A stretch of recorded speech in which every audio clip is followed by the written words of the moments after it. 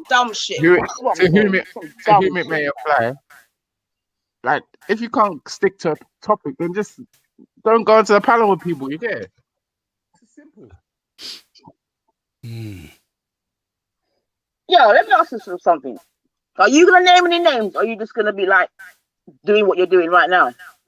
I don't see the benefit of naming names. I mean, Yeah, at the end of the day, exactly. people know That's themselves cool. who That's they. what I'm saying, man. I'm gonna have to come back in, so I've just got a phone call and I can't hear anything. I mean, there's a lot of people that are listening that obviously like this stuff. The viewership probably jump. It's embarrassing, man. The viewership jump, but at the end of the day, it was repetitively. It's not the first time. So, what are you gonna do? You just gonna say it, or you gonna call out names? No, I'm just calling out the problem. You get what I'm exactly. saying? So there's no point even talking about it, man. That's what I'm saying to you, man. You know. Anyway, let me come out and come in again, because I can't hear, man. We had at the beginning, we had me and Jupiter. We're having a conversation. Scattered came on. We don't all agree with each other. We had a conversation. No one was throwing insults at each other. Then Raheem came on and IC3. Everything was all right. Most of us don't agree with each other. Even Right Reaction came on. No, people. We don't all agree with each other. Pussy, a woman, bro. Shut the fuck up. No, what's with the even, man? Oh well, I like how everybody kicked me out. All I was saying to Rambo, look, I don't agree with this. And Rambo was talking on for how long, and I stopped talking. Then this woman now wanna come and talk to me. I don't want to talk to that woman. That woman not have nothing to say to me about, oh, there's other people listening. Who the fuck do I care about people listening? Yo, talk. So what you saying? It was nothing to do with me then. I was talking to you, and you was cutting over me. Then Raheem wanted to say something, so we was getting a bit heated. But what I was trying to do is make a point quickly. Then this woman started shouting all over us.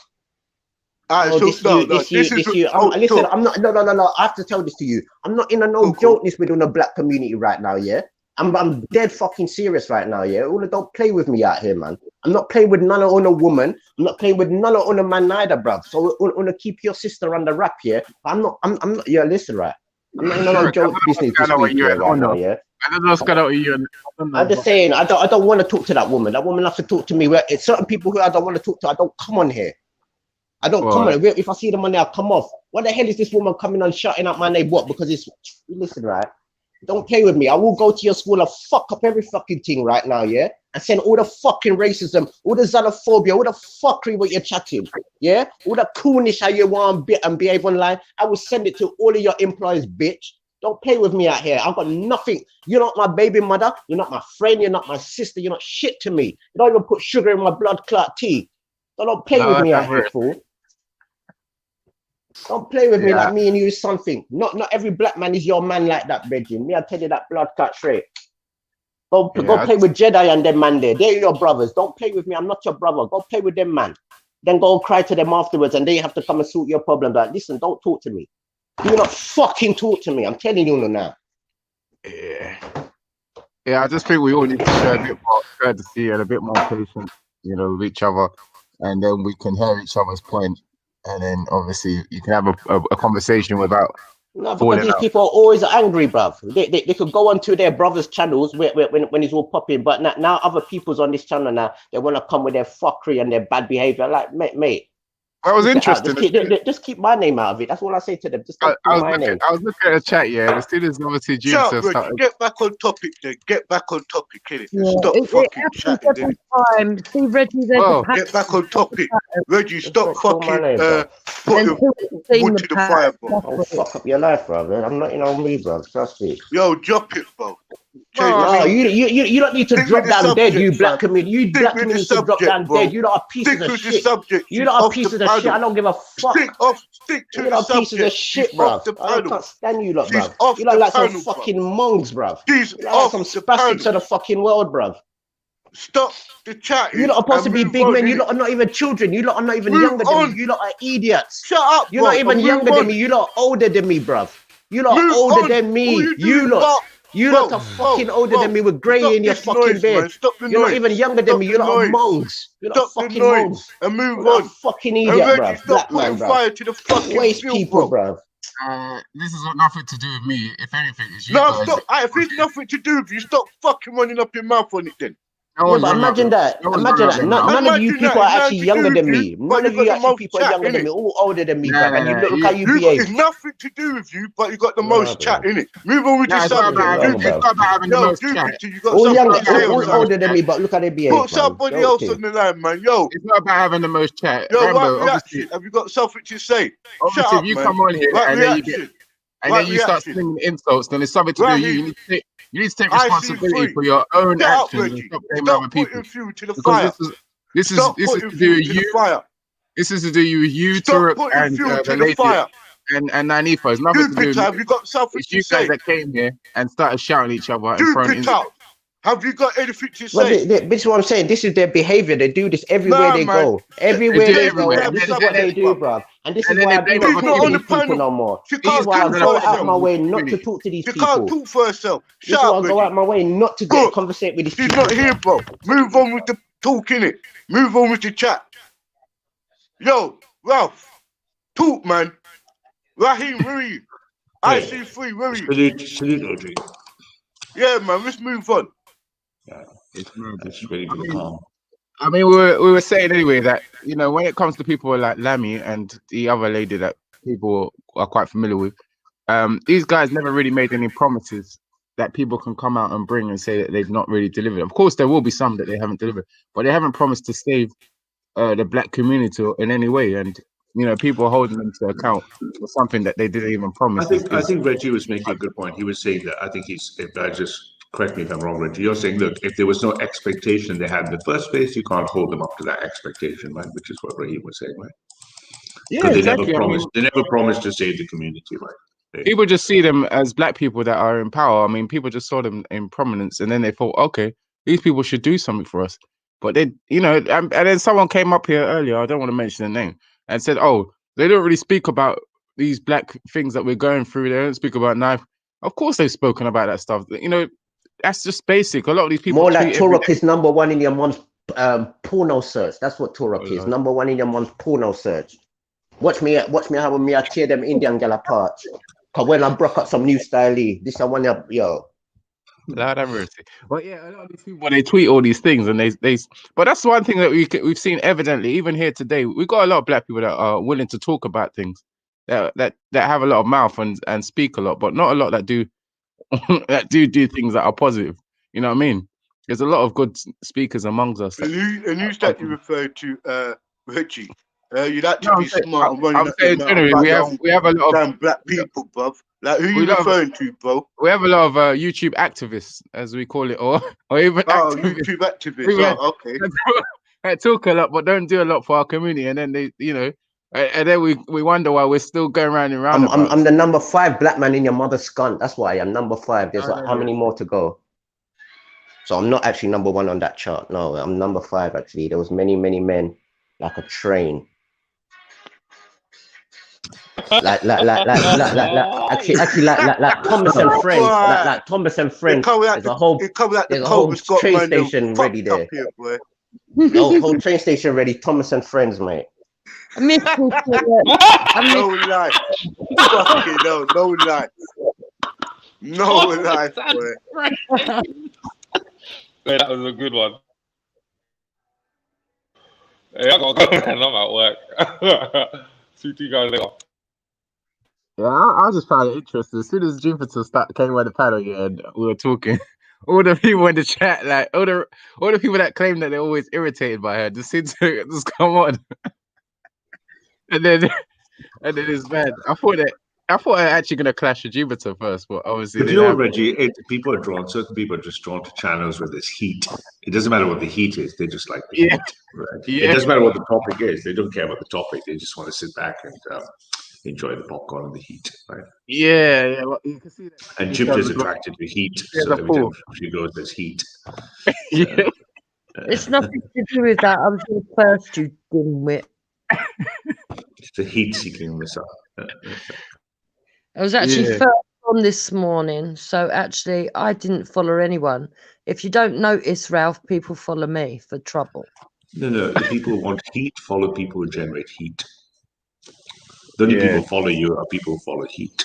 No one else follows you because you generate heat. Yeah. That's it. Simple as that. Yeah, because I'm hot, man. I'm hot. What are you? I don't know what to say about that. It's like they were interested in hearing the opposing views, but it's interesting. But for example, Reggie's the opposite. Reggie's always, wherever there's heat, he tries to make calm. Same with Raheem and people. They always try. Some people try to calm things. IC3 is the best example. And then some people want heat and they generate heat. So when there's heat, they go chase the heat.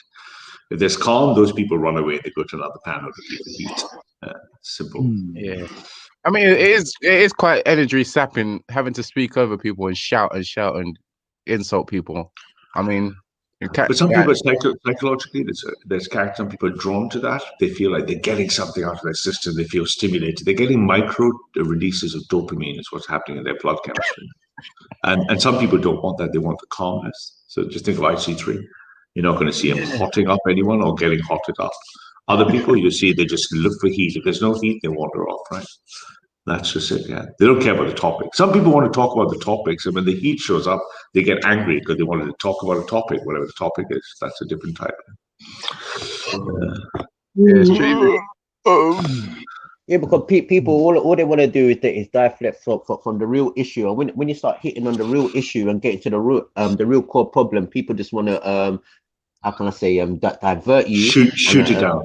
Yeah, basically, and just divert the thing, and they're not helping nothing. And to be fair, Truock was making a very legitimate point. That's a difficult point to listen to. You don't have to agree with him a lot, but his point is, if there's something in Black culture, be it music, violence, that's causing the problem, if you don't look at that, there's no point blaming your leaders. But that's not a very popular message, Truock. Right? You're going to get shot down by people for that message. Right? You think it's only our rappers kill people? Free our rappers.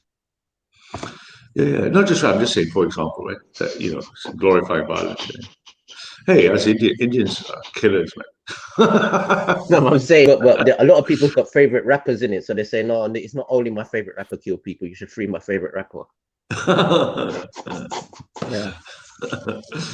Oh, whatever. I don't know. Like, it's always been a bit controversial, that topic. I mean, I had one guy who thought I was asking him, what does he do for the Black community?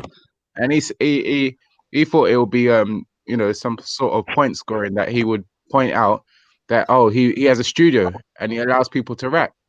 You talking about Beefy? I didn't mention any names because that's not my. But that's who you were talking about, though, Reggie. Because Reggie, here's the thing about you that I find the most interesting. This thing I find interesting about you, Reggie. Okay, whatever. What I find the most interesting about you is that, like, your resume is not like it precedes you. I can understand if, like, yo, you guys, you can't talk shit about Reggie. Reggie's done this, and this. And it's like, literally, you talk about doing positive things for the community, but what have you done for the community? You always come for Shaka Ra. I get it, greater, ants always try to go for the lion. I understand. But, like, what is it that, like, it's almost like you're just a contrarian. It's like you really don't have the things you're trying to say, you don't usually back up yourself, No, that's just disingenuous. The thing is, hey, Ralph, I wasn't speaking to you. Go ahead. I'm speaking at you. So Brad, the thing is, what you have to bear in mind is I'm not someone that puts myself forward as a spokesperson. I'll give my opinion. Whoa. If you don't put yourself forward as a spokesperson, because I was listening to Beefy last night.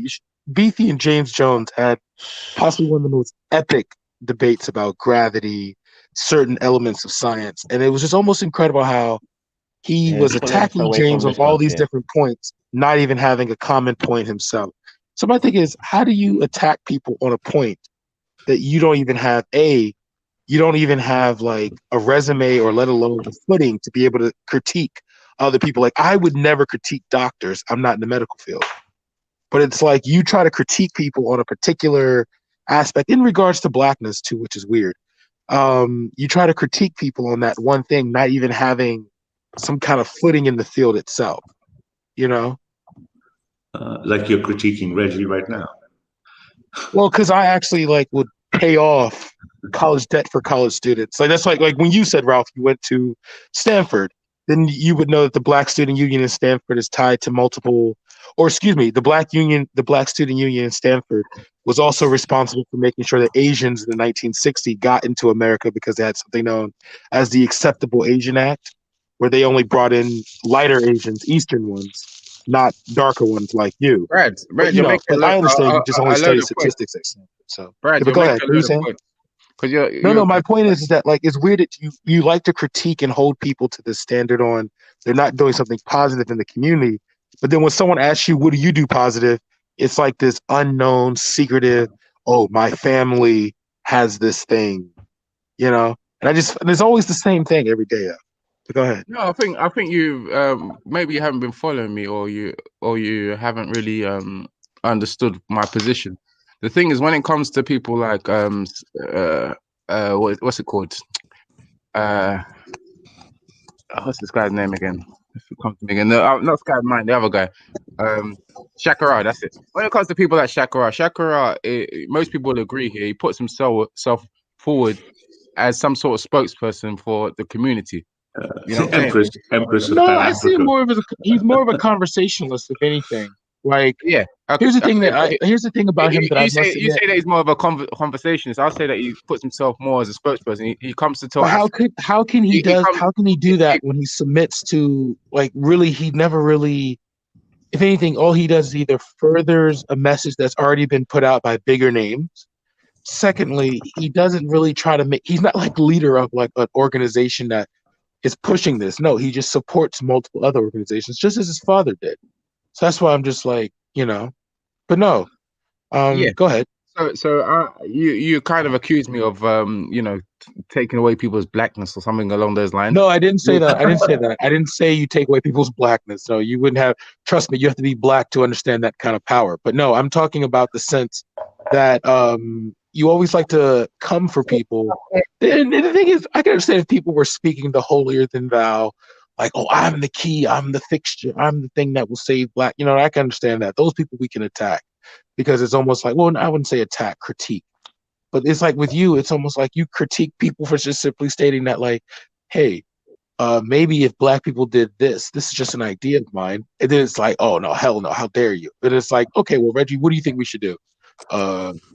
I think you should focus on your self, and that's kind of always your response. It's not like you, you really give a counter argument most times. No, so go ahead. I think that, like I said, you probably haven't really listened to me much. I mean, Shakira. Reggie, I've been like doing this, I would say, about a solid year now. So go ahead. Yeah, fair enough. But Can we go back on talking about David Lammy, please? You might have missed my angle. I mean, I don't know why DC Brad's come on here and diverted into something that's totally irrelevant. Fair enough. But what were you saying, Reggie? No, I said when it comes to me and Shakira, I mean, it's quite simple. I mean, Shakira seems to bring an angle that is a bit past tense. You get what I'm saying? In my opinion, he seems to be stuck in a bit of a time warp. And he seems to link everything to what's happened in the 1940s, what happened maybe 300 years ago. It's more of a American, Caribbean-centric view on the black community. Whereas it's weird though, because he likes to almost bring up him and Raph had a very good conversation about the utilization. Like, okay, for example, Africa doesn't have a grounded Wi-Fi. Like, they have like a very wireless connect, like it's very futuristic in a sense, but he was talking about how technology and things like that he seems to blame all these aspects on the white man. That's the thing. He seems to blame. So that's what you think. That's what, because I was always wondering your angle. So that's what you think. You think he just blames everything on the white man. Okay. Yeah, he thinks the simple. He seems it's almost like he sees the white man as some sort of god. That the white man, if someone was to fall down in Africa now, is because of the white man. Because the white man didn't allow them. Reggie, 100%. Shaka is the biggest supporter of white supremacy I've ever fucking heard on the Spanos in my life. You can't have any conversation where he doesn't say everything points to white man, right? I've never heard anyone 100% non-stop. Right?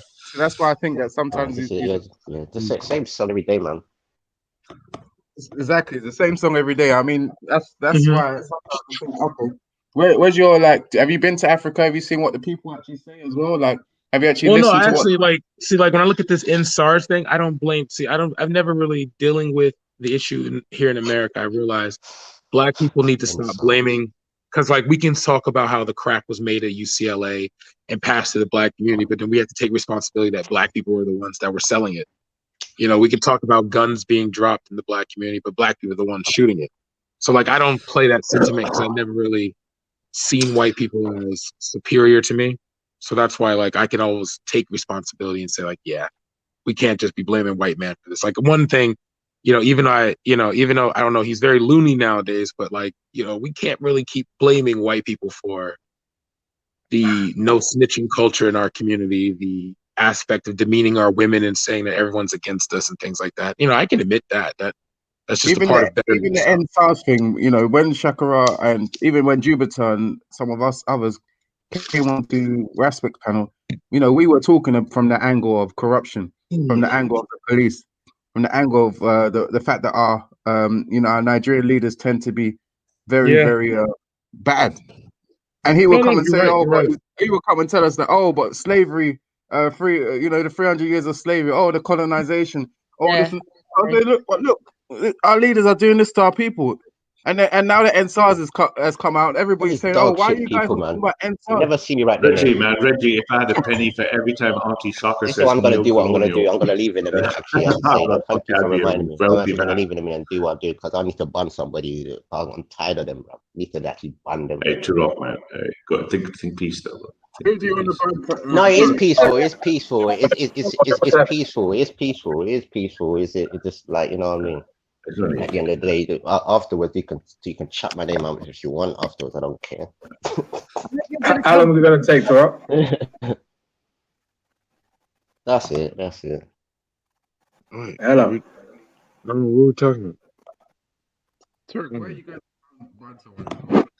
I'm so tired. I haven't slept all night. I'm sick of people using my name, and it shows their true nature of who they actually is as a person. Why would you prove them right? Every time they're around is when there's an argument. Every time they're around, there's an argument. That's all they love. They lust for it. This is what they feed off. Literally, that's what they feed on. Heat seekers. Yeah.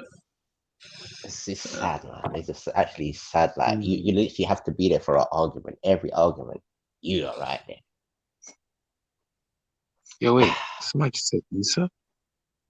Natural lack of endorphins. It's so sad. Yeah, morning. And that's the thing. When we talk about real issues and real issues, that's wrong. People want to divert the issues. That's all they want to do, is divert the issues. They haven't got a life. They have not got a life. They've proved it time over time. She's still there. She's still there. Shouldn't go to school. But they're actually emotionally tied to this and deluded. That's the whole thing. And we've Are you talking about 9? Are you talking about 9? Like we've seen this in a lot of women online. See it. Thank you, Turok. It's kind of weird. As somebody supposed to be responsible of younger people, and this is how they behave. Nanifa's making a lot of enemies. She's made a lot of enemies these days. I don't know what's going on. I understand. I don't even have her as an enemy. It's just more of an irritation, and it's just like when you got something irritated, you just need to just either scratch it or fucking. Yo, this is like the most slanderous thing I've ever heard, though. Why does everyone keep saying Ralph prevented some rape of a girl or something like that? Why do people come up with these things, bro? Like, this stuff is too much, man. That's I keep saying this because some people are drawn to gossip about other people. Like, why do people like on these panels? People will come up with some of the wildest stuff. Like, apparently I've stolen £6 million, and they're just, it's a law. Ralph, like I don't see you. I see you more as a troll. I don't see you as that clever. Like you're stealing money and shit like that. Come on now. That's not my style, man. It's a joke. Goodness. It's a joke. But see, just like some people in the chat, some people never join the panel. Their life is filled with the chat. They live in the field of the chat. They never come out of the chat. Ralph, to the elderly and told and this is the thing I've noticed with black people as well. Black people will argue with the TV. They know this is a program that's been programmed, that's been directed, that's been scripted, and they will still shout and argue at the TV. But what do you expect? Huh? Turok is not taking prisoners this morning, man. I don't understand. No, and they're tapped. They're overly tapped. What would you actually lose from ignoring these people and ignoring what they have to say? What No, let's not ignore them. Let's give them what they want today. Let's feed. God. Let's feed. That's that because this is their existence. You have to understand people like animals, the ecosystem, they need to feed. Yo, big up, Captain. Can you hear me? Yo. Big up, bro. Big up. Yo, it was a madness yesterday, man. Was you in ends? Huh? Was you in the ends last night? Yesterday? No. I just stayed at home, bro. Bro, do you know what? There was people from fucking Streatham, Norbury, Croydon, everywhere looking for that boy. Everywhere, bro. The police helicopter was out. You know they locked off Moyes Road because so many people fucking turned up. Yeah, what they've done, they put the whole of Wandsworth under Section 8 and 16 and everything, bruv. They made they basically banned people. They curfewed the place by 9 o'clock because a lot of the men were coming after 9 and that. But hear the maddest thing. Hear the maddest thing. I don't know where they're gonna put that boy, because guess what? He goes Wandsworth. It's on site for that guy. Anywhere they put that guy is on site. I don't know what the fuck they're gonna do. Like, they might as well just ship him out. They might have to put him under the witness protection program or something. What are they going to charge him with? Bro, it got my witness protection. Where the fuck they put him? Maybe if they put him outside London, but he can never come back himself. They would have to do that. Basically, they have to move his parents out and everything, bro.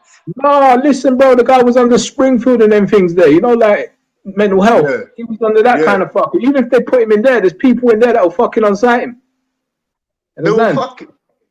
Apparently, he was living in like some, you know, like what they call that, sheltered accommodation or some fuckery. No, but it's deeper than that now, because the media is everything's involved now. The media is gonna put pressure even on the councils and everything, bro. This thing is a big high risk right now. Because a lot of people, you know what, Rambo, I hear that, but listen, you know how it stays over and how it ends, innit? Like, we don't really check for fucking police and media and everything. That guy just turns up anyway. Listen, let me give you an example. An old white woman with COPD jumped in her fucking car, went looking for this guy. On her ones. She can barely fucking breathe, but like, just on the back of that video alone, she weren't having it. So imagine if she's like that. Is the little girl, is the young lady okay? Is that young lady okay? If they, you know, I think you're talking about that dude, right? Yeah, she's okay, man, but she's in shock and everything, innit? What happened? Like, what was something like? Was he about to do something? Basically, it was like 7 o'clock yesterday morning. A young girl was going to school, and the guy from in the area was basically, you know, tried to abduct her. But one of the people them's got on, like, caught it on camera. It went what's it called again? It went viral. And by the time the police got to the house, people was already there. How about that? The whole communities came out, and it wasn't just from that local community. It was like the whole of South was coming out. Police was looking down the whole of fucking South London, like it's going into SC London. It was so many people turning up. So much people. Imagine this, you know, why everybody.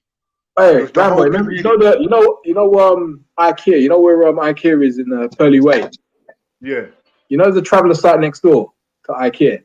Yeah? Well, and all of them lot come up. Even them lot were rolling up with fucking transit vans looking for this guy. Oh shit! All around Imagine. That's good. Yeah. Benning Lane, exactly. Yeah. Yeah. So I like that. I'm not gonna lie. I enjoy stuff like that. I enjoy watching the communities come together to get rid of the nuts or something. And you know what? Really it was the whole community. Don't get it twisted. I really respect that. It was the whole community. It was the whole community was out. Well, that sends out a message, doesn't it? I mean, if only other communities could understand, you know, other instances. No, but you know what? This is the problem, yeah. Yeah. The person who recorded the thing, we have to give a big shout out to her, because most of the things what goes on unnoticed, bro, doesn't get called out. Things don't get checked. And what happened last night, yesterday, like it happened from like all afternoon. I'm getting bare calls and everything about it. But boy, it's gone to a level now where the whole community is fucking supporting this thing here. You know what I mean? No, but listen, Rambo, the thing is, right, anybody with a sense of blood in their veins, watch that video, they're going to feel something. They're going to want to do something. They're not going to sit back and do nothing. You get me? That's why so many people turned out. It's like, you can't hear a child cry like that and do nothing. You get what I'm saying? No, you can't, bro. But yeah, man, thanks for putting that up. Get me? 100, bro, 100. Yeah, it's despicable, man, and it's good that the community come out, you know what I mean, in a sense like that, and people galvanize together and actually show that there is a community when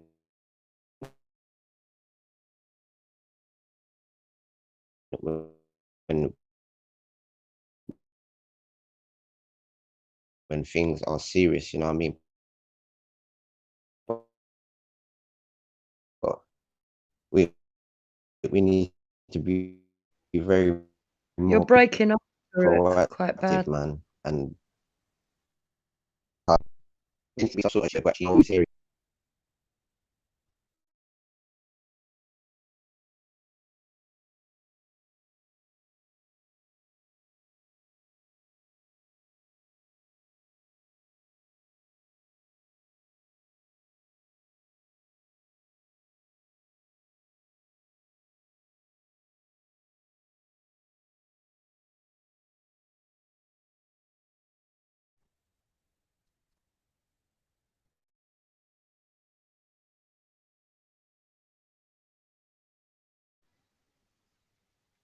Okay, can anyone hear me, or is it me that's lost connection? Yeah, I can hear you though. Oh, I can hear you, Jupiter. Yeah, I was saying there's people in the chat. Station 6, you're still after Ralph, man. It's calm, and now you want a storm. It's mad. Yeah, I just want to apologize for all the bad words about cuss and all these type of things. I want to apologize to Rambo, but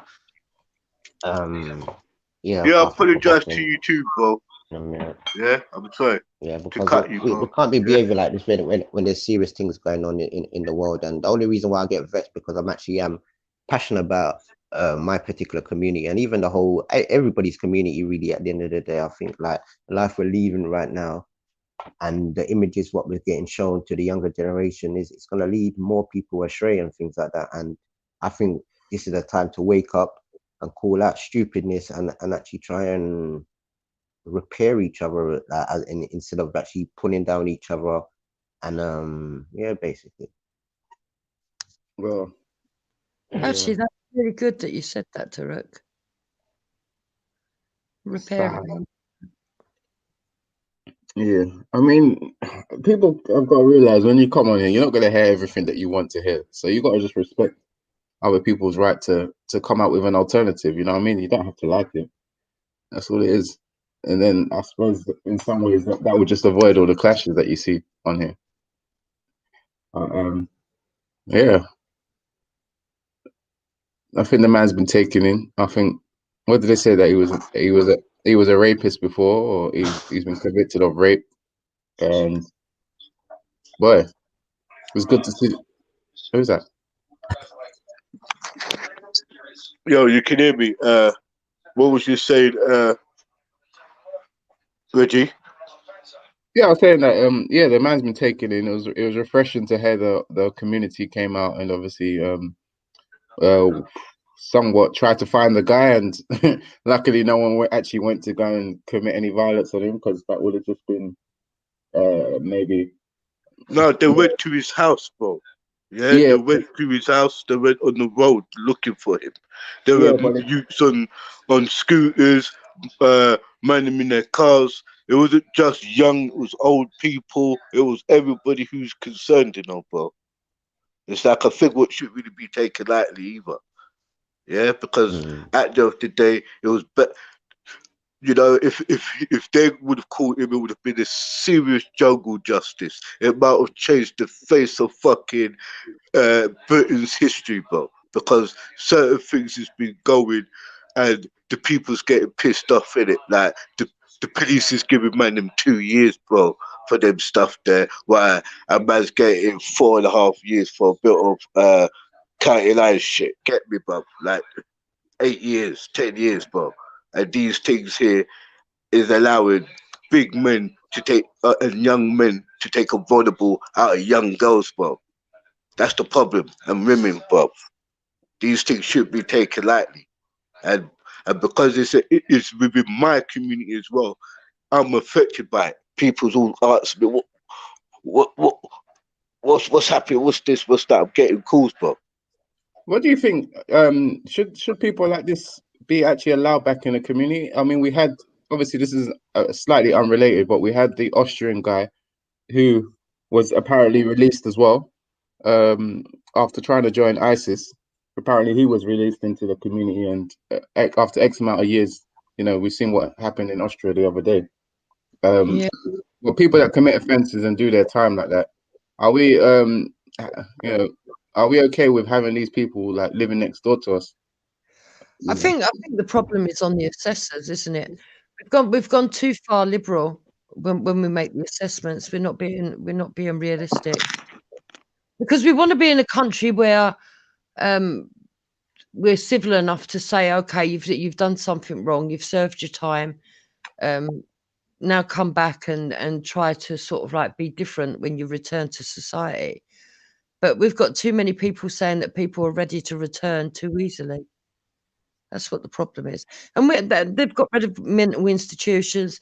To do with the mentally unbalanced, everything's gone. Everything's gone, from the counselling to the therapy to the medication, all of it. All of it's gone. It's such a big area that they just don't cater for now. That's the problem. Yeah. Do we feel like the authorities have a duty to make people aware of these people, and if they're going to release them, or is it justifiable that they seem to just keep their identity quiet and let them just live amongst us? The thing is, it's a tough one, isn't it? Because look, if I was living in a neighbourhood and I knew exactly who it was that had done something, being sent back, I wouldn't want them there. I'd want them killed. I'm not going to lie to you. I wouldn't want them around my kids. Yeah, that's true. That's true. I don't know. It's a tough one. It's a very tough one, because obviously majority of people are not going to reoffend. Well, statistically, majority probably are not going to reoffend. But it does raise a lot of questions when these things happen.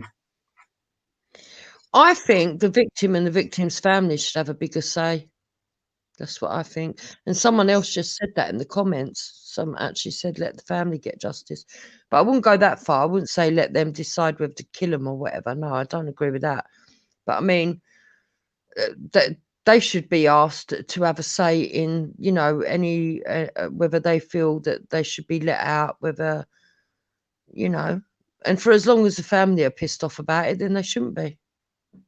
Yeah, well, if you let the family, I don't know, you can never do that. But generally, you can't do that. I mean, because obviously some families would want to go even outside of the scope of the law.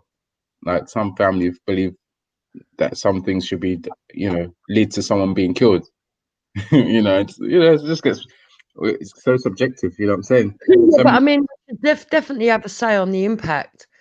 I mean, some victims will say that they've got moved on in life, and the person done 10 years, they forgive them, and others will say, no, I'm still affected, and I think that they should still be affected.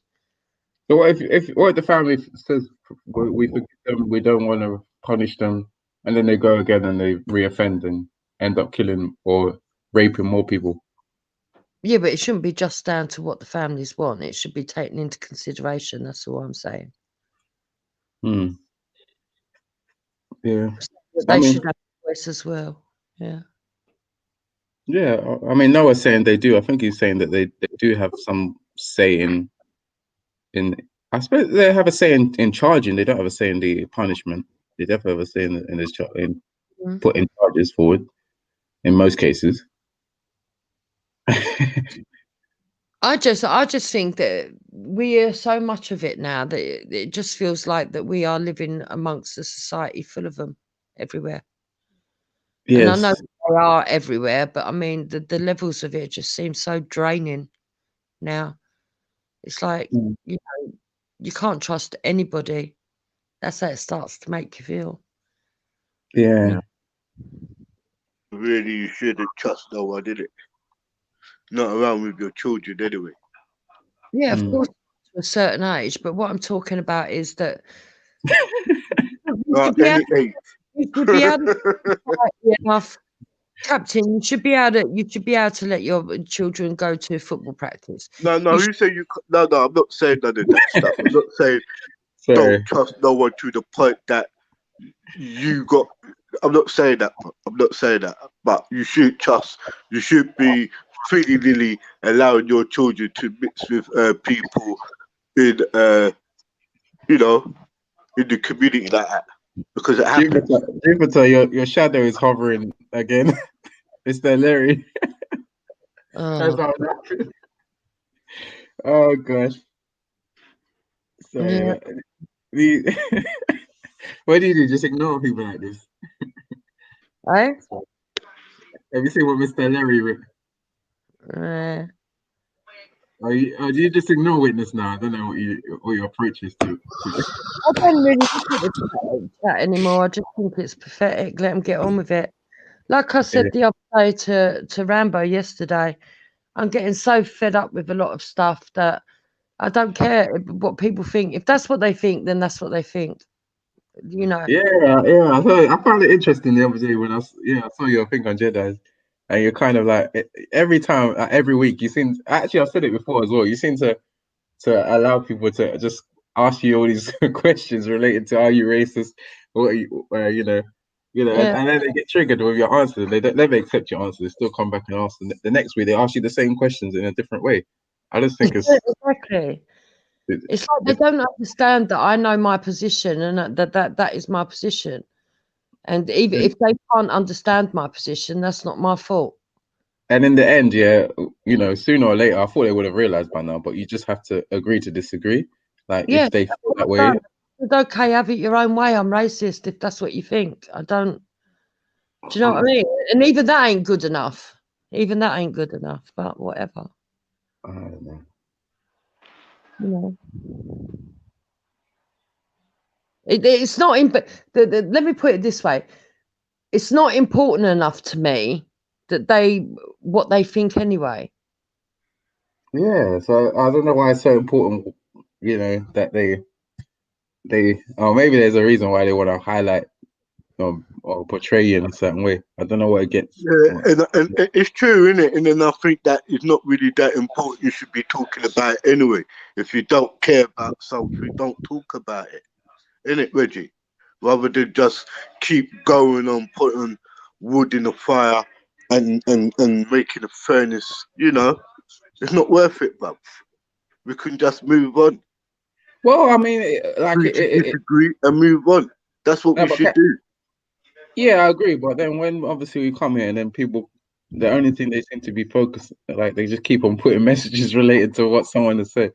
Then you're like, okay. Occasionally you're like, okay. Yeah, but you have to let go, innit? You have to let go. You have to learn to let go and move on.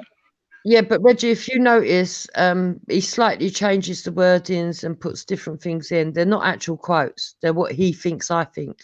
Who? Yeah, Reggie's different, man. Reggie just has to make up his own perspectives. But anyway. I'm not making up my own perspective. I'm just saying. I understand what Jupiter's saying. Is that the wording, the way he's worded it is. Yeah, that word to speak for herself, man. Or you just make her. She's not really. Like, she knows what she's saying. Reggie, I'll just go because this is what happens every time, right? I engage in a conversation, and everybody else wants to talk about what I think and feel, rather than actually talk. It's really annoying. It's exactly what Jupiter does to me all the time. Okay. Yeah. Well, but this guy's incident's interesting, right? Because if you look at things the last 20 years, over the last 20 years, all the liberal societies, especially you can see in England, are slowly getting more and more atomized. Communities are getting weaker and weaker, and people are getting more and more, I guess, by themselves. You see this across all the ages. You see this in different. And when you see what happened yesterday, what's unusual is it's unusual because it sticks out as something that is not normal. Suddenly people rally together because usually they're not rallying together. All the data shows communities are getting weaker and weaker. People are retreating into themselves, and more. They're getting more isolated. Communities are getting weaker and weaker for many reasons. What your data shows. I would beg to differ. I think the communities have always been there. It's just that it takes one brave community to stand up. But not for the act. I'm saying just generally. Every study showing lower engagement, more and more engagement online, less and less engagement in physical community. And this is going to just keep accelerating, expected to get even more and more so. So But yesterday people, was unusual. It was a blip. yeah, but Ralph, people are forgetting that the people who are engaging online are the community. They're just using the online arena. I mean, if But, it wasn't for but social it media isn't the real community. yesterday, hold on. If it wasn't for the social media yesterday, it wouldn't have spread like wildfire as quickly as it did to get the community cohesion. No, but what I'm saying is, yeah, that's the information age. That's not the actual community. People now are showing increasingly. Last polls I saw, people could name, or something like 75 or 80% of people in the UK didn't know anyone who lived on their street. If you go back 20 years, 30 years, that was not true. 80% of people in the UK did not know anyone who lived on the street they lived in. The society is shrinking into individualism. I know And plenty of people where I live. Maybe I'm not saying all people, I'm saying the majority of people in the UK. That's what's happening. So just the fact, and that just keeps accelerating. It's not slowing down. Protest. What does protest reaction mean? Where does it go? It's a reaction to President of the United States, President Trump, our boy. It looks like he's lost. It looks like he's lost, doesn't it? What happened is about when the last 3 states kicked in, the whole MSM, the cathedral, the media stopped producing real-time numbers. So until the counts finished for the last 4 states, they've signal jammed all the counting. Counting is going on, but none of the mainstream media are reporting the percentage complete data. But that means they're preparing for our boy to roll in. Hopefully. So you're still you still haven't lost hope. Well, it's not hope, really. We can't really know till the data's there, but there's only 4 states that can determine it right now. And only one of them has got a 2% margin. The rest have a 4% margin at 90%. So I've been up all night with all my American buddies, so I'm shattered, but we're just waiting. So I can either go on to crash as soon as we know. 224 to 213 so far. So what's that say? 224 to 213 in Biden's favor. Yeah, there's 4 states, and there's only one way he can come through now, but they're all at 90% counting. But what happened about 6 or 5 hours ago, the mainstream media turned off the percentage data for counting. Yeah. They were reporting it, now they've signal jammed it, so we can't see the last ones, which is usually what the tricks, they'll use these tricks to try to like fiddle it at the end, right? A lost attempt. But I mean, it looks like he should have won it, right? So we'll see. We'll know it can't take much longer. I think the last time they figured the numbers was about 93% count. So it could take hours, or it could take days. Why not days?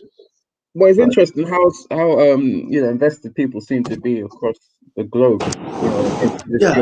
Well, when America, as I was saying, when America sneezes, the world catches a cold.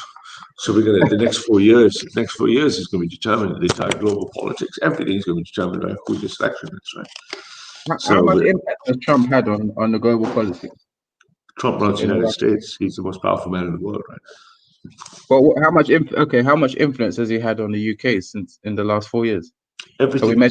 Our Brexit post-trade deals, everything, NATO commitments, coordination of our forces, everything. Remember, the world armed forces are run by 2 eyes and then 4 eyes, right? If you know what that means, right? No. So the world's intelligence runs all the international conflict global. So 2 eyes after World War II, 2 eyes was formed, which is United States and United Kingdom, and then 4 eyes. So all intelligence hierarchy starts with the US and the UK, then the next 4 nations, and the next 5 nations. So depending what the relationship is between the United Kingdom, US, then UK, US, France, and Germany will determine the entire Western foreign policy. So we need to know who's the guy on the other side of the 2 eyes relationship. So it changes absolutely everything, right? So yeah, we just are sitting here, most of us are shattered. A lot of American, I've been on fucking at least 20 American panels through the night. And we're just waiting, holding out for the next couple of hours. I was just lying down on the couch, zoning out. To wait, there's only 4 more states, right? So just gotta wait for Pennsylvania, looks good. North Carolina is the tricky one. Because if Biden just gets one of them, it's over. So, and the Democrats are rigging it, right? They're suddenly showing up with 80,000 votes, of which 90% of them apparently all just keep going to Biden.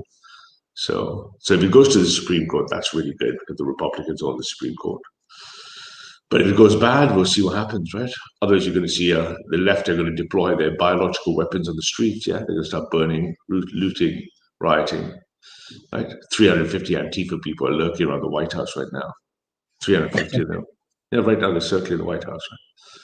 And then 2 or 3 of our guys got stabbed. The Proud Boys guys got stabbed, including a black woman who works with the Proud Boys. She got stabbed by by black BLM people. That happened 4 or 5 hours ago. We've got all the videos. So yeah, it's all getting ready for the next acceleration. Which way does it go? But I'm really hoping it. I just want it to be, because I have a little project on Friday. I'm going to the German Parliament with my MAGA hat, and I'm going to be trolling the left-wing MPs inside the German Parliament if he wins. So if he wins, I'm going in. I'm going to wear my MAGA hat, and I'm going up to the left-wing MPs who are fucking freaks. I'm going to see how they respond to my "Make America Great Again" hat. So obviously, I hope he fucking wins, because otherwise the troll won't be as good, right? Otherwise they'd be gloating, right? So, but if he wins, then it should be a good Friday for me, man. But we'll see. Let me get up, have a cigarette to wake up. I was dozing off. But yeah, I don't know. What do you think? Do you care if Trump wins or not? You don't give a shit? Yeah, I'm somewhere around there, but I don't know. I have no problem with Trump winning. I'm not sure about Biden because I don't know much about him, but I don't have a problem with Trump winning. Yeah. Well, a lot. I mean, I think anything would change on the average bit right now. For immediately, it might not be clear. It depends how you engage politics, of course. Obviously, I'm very political, but if you're not that political, it won't make a big deal to your life. But in the direct sense, but Charles said, so we just are sitting up, all of us, like my fucking messages going off the radar. People have been like up since we've been doing like 17-hour streams. One of my mates just did a 22-hour stream. So we're just fucking waiting for it, but we can't hurry them up. And they've signal jammed us. ABC, CBC, NBC, Fox, they've just signal jammed all the data. So we can't get it. Last time they pulled the biggest technical shit. They tried to shut down BitChute, everything. That's how fucking fucked up the lefties are, man. So what part of the spectrum is Biden? Is he a left or right wing? Biden's an old school centrist. He's like a Kennedy Obama type guy, but his number 2 is a deadly progressive. She's fucking hot left. So what's her name? Kamala Harris. Oh yeah, Kamala. She's like fully hardcore left, right? Like wants things like open borders, all sorts of shit. Like amnesty for all illegal migrants, all sorts of crazy shit. So, but we'll see. Right now, I declared President Trump the winner by myself this morning on my stream. Just taking it. America's crying out for some young, vibrant leaders. You know, someone like, what do you call it? That Austrian leader. Who else is that? Quite young as well. Yeah, they need some. But the next wave of right-wing leaders, we've been grooming them for years now, right? They're coming. We can see all the way to 2036 for the Americans, potential candidates. We can see for 2040, 2030 in Germany and Austria, for sure. So the question is just going to be how the next years go, right? Because the next 5-10 years is critical for immigration. Immigration swings the game, right? And the lefties know that, so they're just going to try to get over this by using mass migration. In that case, then there's a new world order if that ever happens. So we'll see. But it's got maybe migration seems to be the central, it seems to play such a high role in these elections. Because what unites the entire right now across the entire Western Europe, United States is migration. It's the replacement of the European people. Right. That's the single thing that unites everyone on the right. Like number 1 topic is the defense of European homelands. But better word, lack of defense of white homelands. That's a single factor from Germany, Poland, every country in the United States. And the global elite want to change that. And if why do they want to change it? To defeat white supremacy. So the global elite are in favor of the ethnic minorities, is that what you're saying? No, they're in favor of reducing white power, so it's no longer a threat to the elites. The only thing that can threaten the elite system is white power. Nothing else can threaten the global elite in the West. So once they've diminished it, and it's no longer a threat, then they can just continue the replacement and take the money and the power away from people. The only thing that can stop them is white collectivization. Nothing else can stop that. Nothing else is strong enough to stop that power. That's simple facts. Whether you like it or not, whether you agree with it or not, it's just a fact. It's just the case. There's no other source of power. Right? And because the left whites, nothing to do with non-whites, left whites hate that idea. So all my missus's messages, they're all losing their shit from California to New York. All of her liberal friends are losing their shit because they just want to replace. They don't care about blacks or browns. They just want to get the right-wing white people. They want to get conservative whites so they can be decadent, degenerate liberal whites. And they use black and brown people as weapons in their fight against conservative white Christians. That's the war front. Blacks and brown people are just pawns in the skin. Now that I actually agree with. And the thing that, the only thing standing in the way that stops the correct war is we must defeat liberalism first. Liberalism is the thin wedge between the two sides. Once liberalism falls, which is our objective in the NRX movement, then the fight is actually on. Then it's the real game on. Might take 5 to 8 years to kill. I actually disagree with you because I think it's good to have a little bit of liberalism. It's just extreme liberalism that's the problem. We need to completely remove liberalism. That's our job, is to just destroy liberalism. Liberalism is no, it's not your job, but it's what you want. Your it's ideal. my mission. Yeah, it's going to be what I do for the rest of my life. To defeat liberalism. Are you a product of liberalism, Ralph? No, I'm a conservative. I'm a Christian. No, but are you a product of liberalism? I would like to think myself of a product of Christian colonialism. Yeah, Yeah. he is a product of liberalism. Otherwise, his parents wouldn't have ever got together. He knows that. He accepts that. Not liberalism at all. Both sides of my family were conservative. So But you can still be a liberal conservative.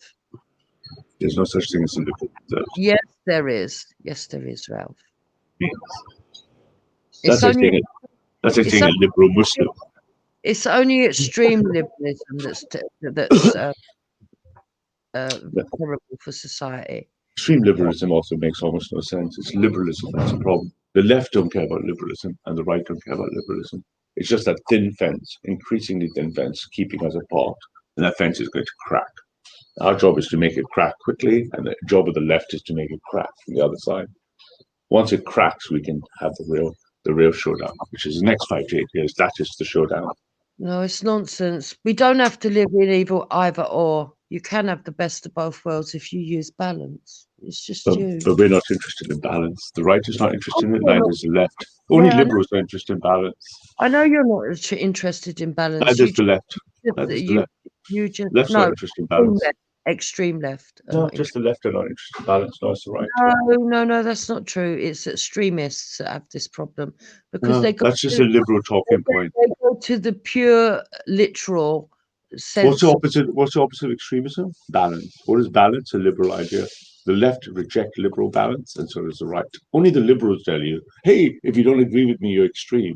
The left and right go, "We don't care." But there's a gradient to be found on both sides. There's a gradient to be found on both sides. Not anymore. What's happened is it's not. No, you've tried to make it not like that, but you haven't quite won, and you know that. It's not. It's already happened. That process started in the late 90s. You're just catching up to it now. It's not something we just started with. I would disagree with you, but that's up to you. Well, all you have to do is plot the polarity data, and you will see that I'm right. Yeah, Don't trust me. No, I don't trust me. Go do it yourself. Go plot the polarity data yourself. I don't trust your data. No, that's why I keep saying you go do it yourself, and you see the data tells you what I'm saying. Don't trust me. Go do it yourself, and you see I'm right. You don't have to do it. I don't want you to. I'm not even asking you to do it. But it's just the truth. You've only got to look at the votes that are going on in America to know that it isn't as written off as you say that it is. It's completely polarized. It's down to the wire. There's no middle. It's down to the razor wire.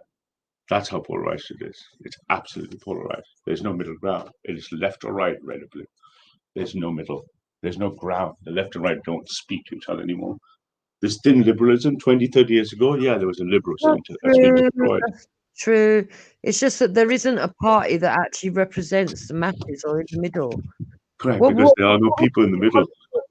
What we've got in politics in the West is a very minute set of people on the right and a very minute set of people on the left that are very what's the word? We're the leaders. We're the vanguard. And there's nothing in between. And so you've got, it's either like it's between the devil and the deep blue sea when you vote. Everybody knows it. Only from a liberal perspective. Talking about needing a third party. Everybody. But there's not everybody. Only liberals are talking about it. You seem to think that what you think is what everyone else thinks. I keep telling you, 90% of people disagree with you. Half on the left of you, half on the right of you do not disagree with you. You seem to think you represent this big, large majority, and I'm telling you represent, a 5% minority. Let me give you simple data. So the last election, let me just tell you numbers. The last election in the United Kingdom, 13 million people, forget the seats, 13 million people voted Conservative, 10 million people voted Labour, and only 600,000 voted Liberal. There you go. Yeah, no, I would agree. I would agree there. That I wouldn't even dispute that. But I myself voted right. Yeah, but I know not right wing. But I know at the end of the day why I voted right. It's because the left doesn't represent at all.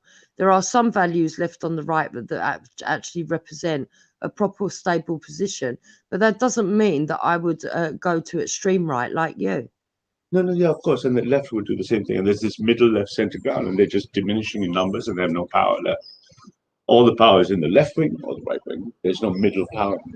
That's been the case for the last 20 years. The liberal power has shrunk from about 30%, about 5%. You don't have to like it. That's just the case.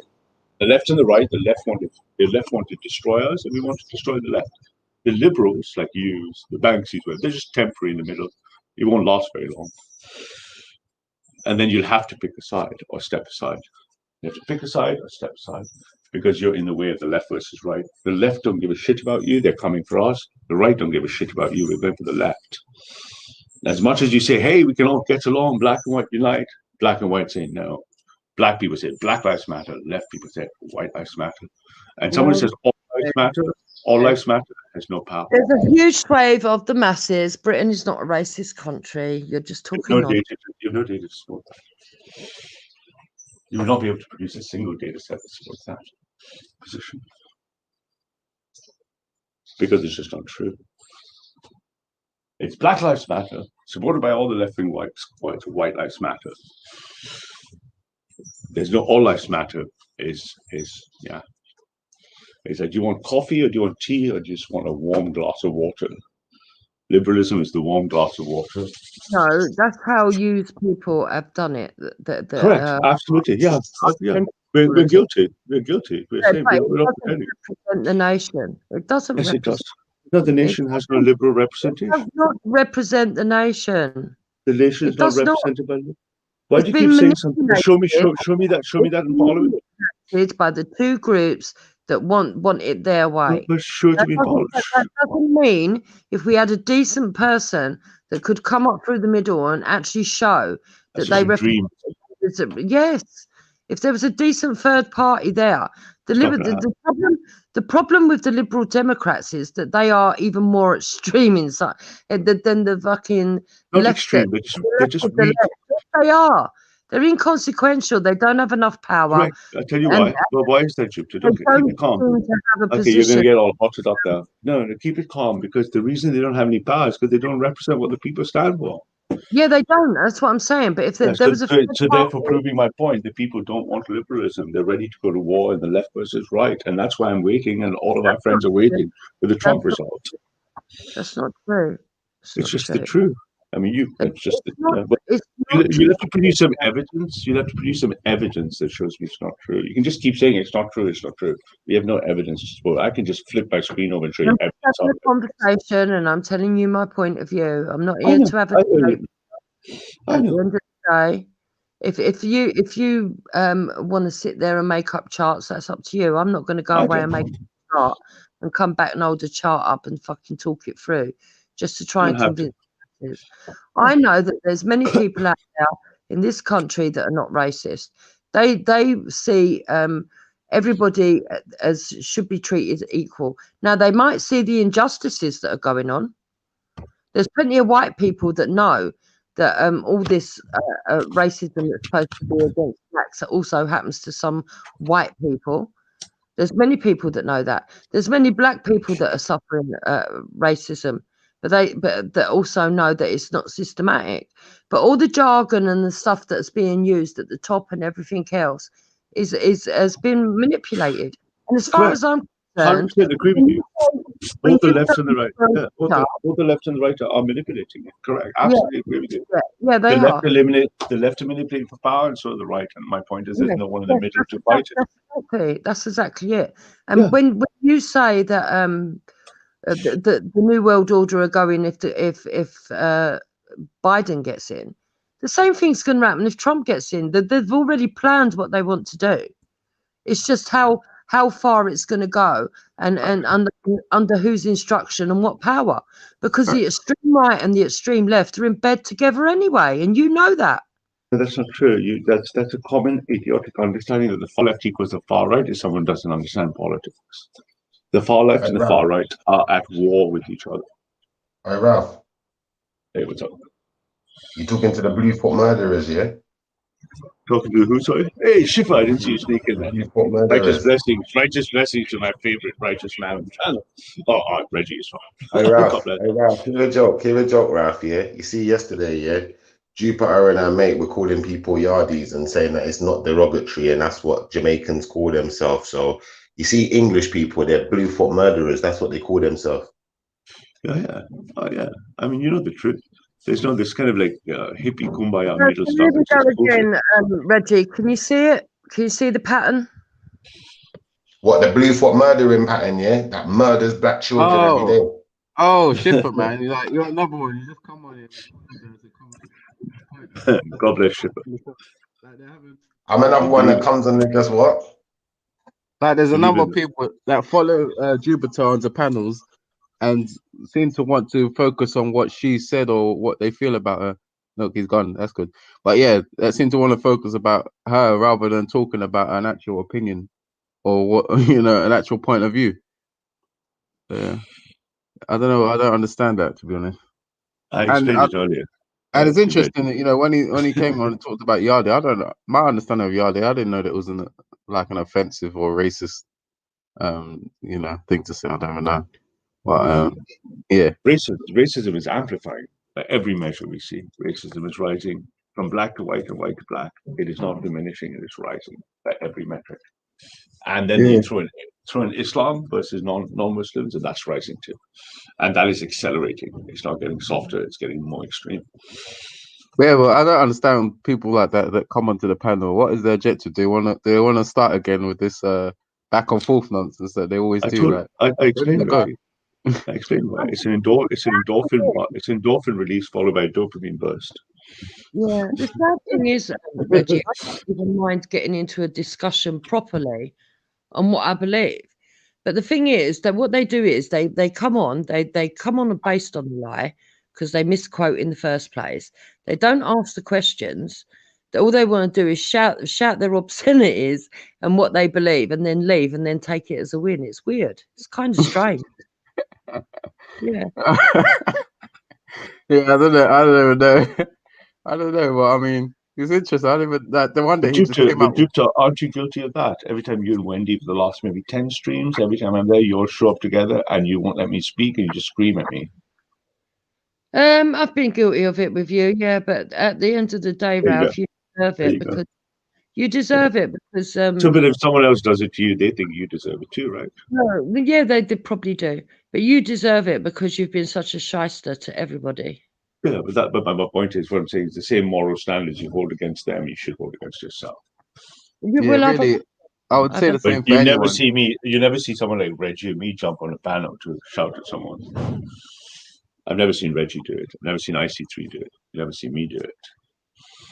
No, what you do is you put out misinformation, which I think, and dox people, which I think is even worse.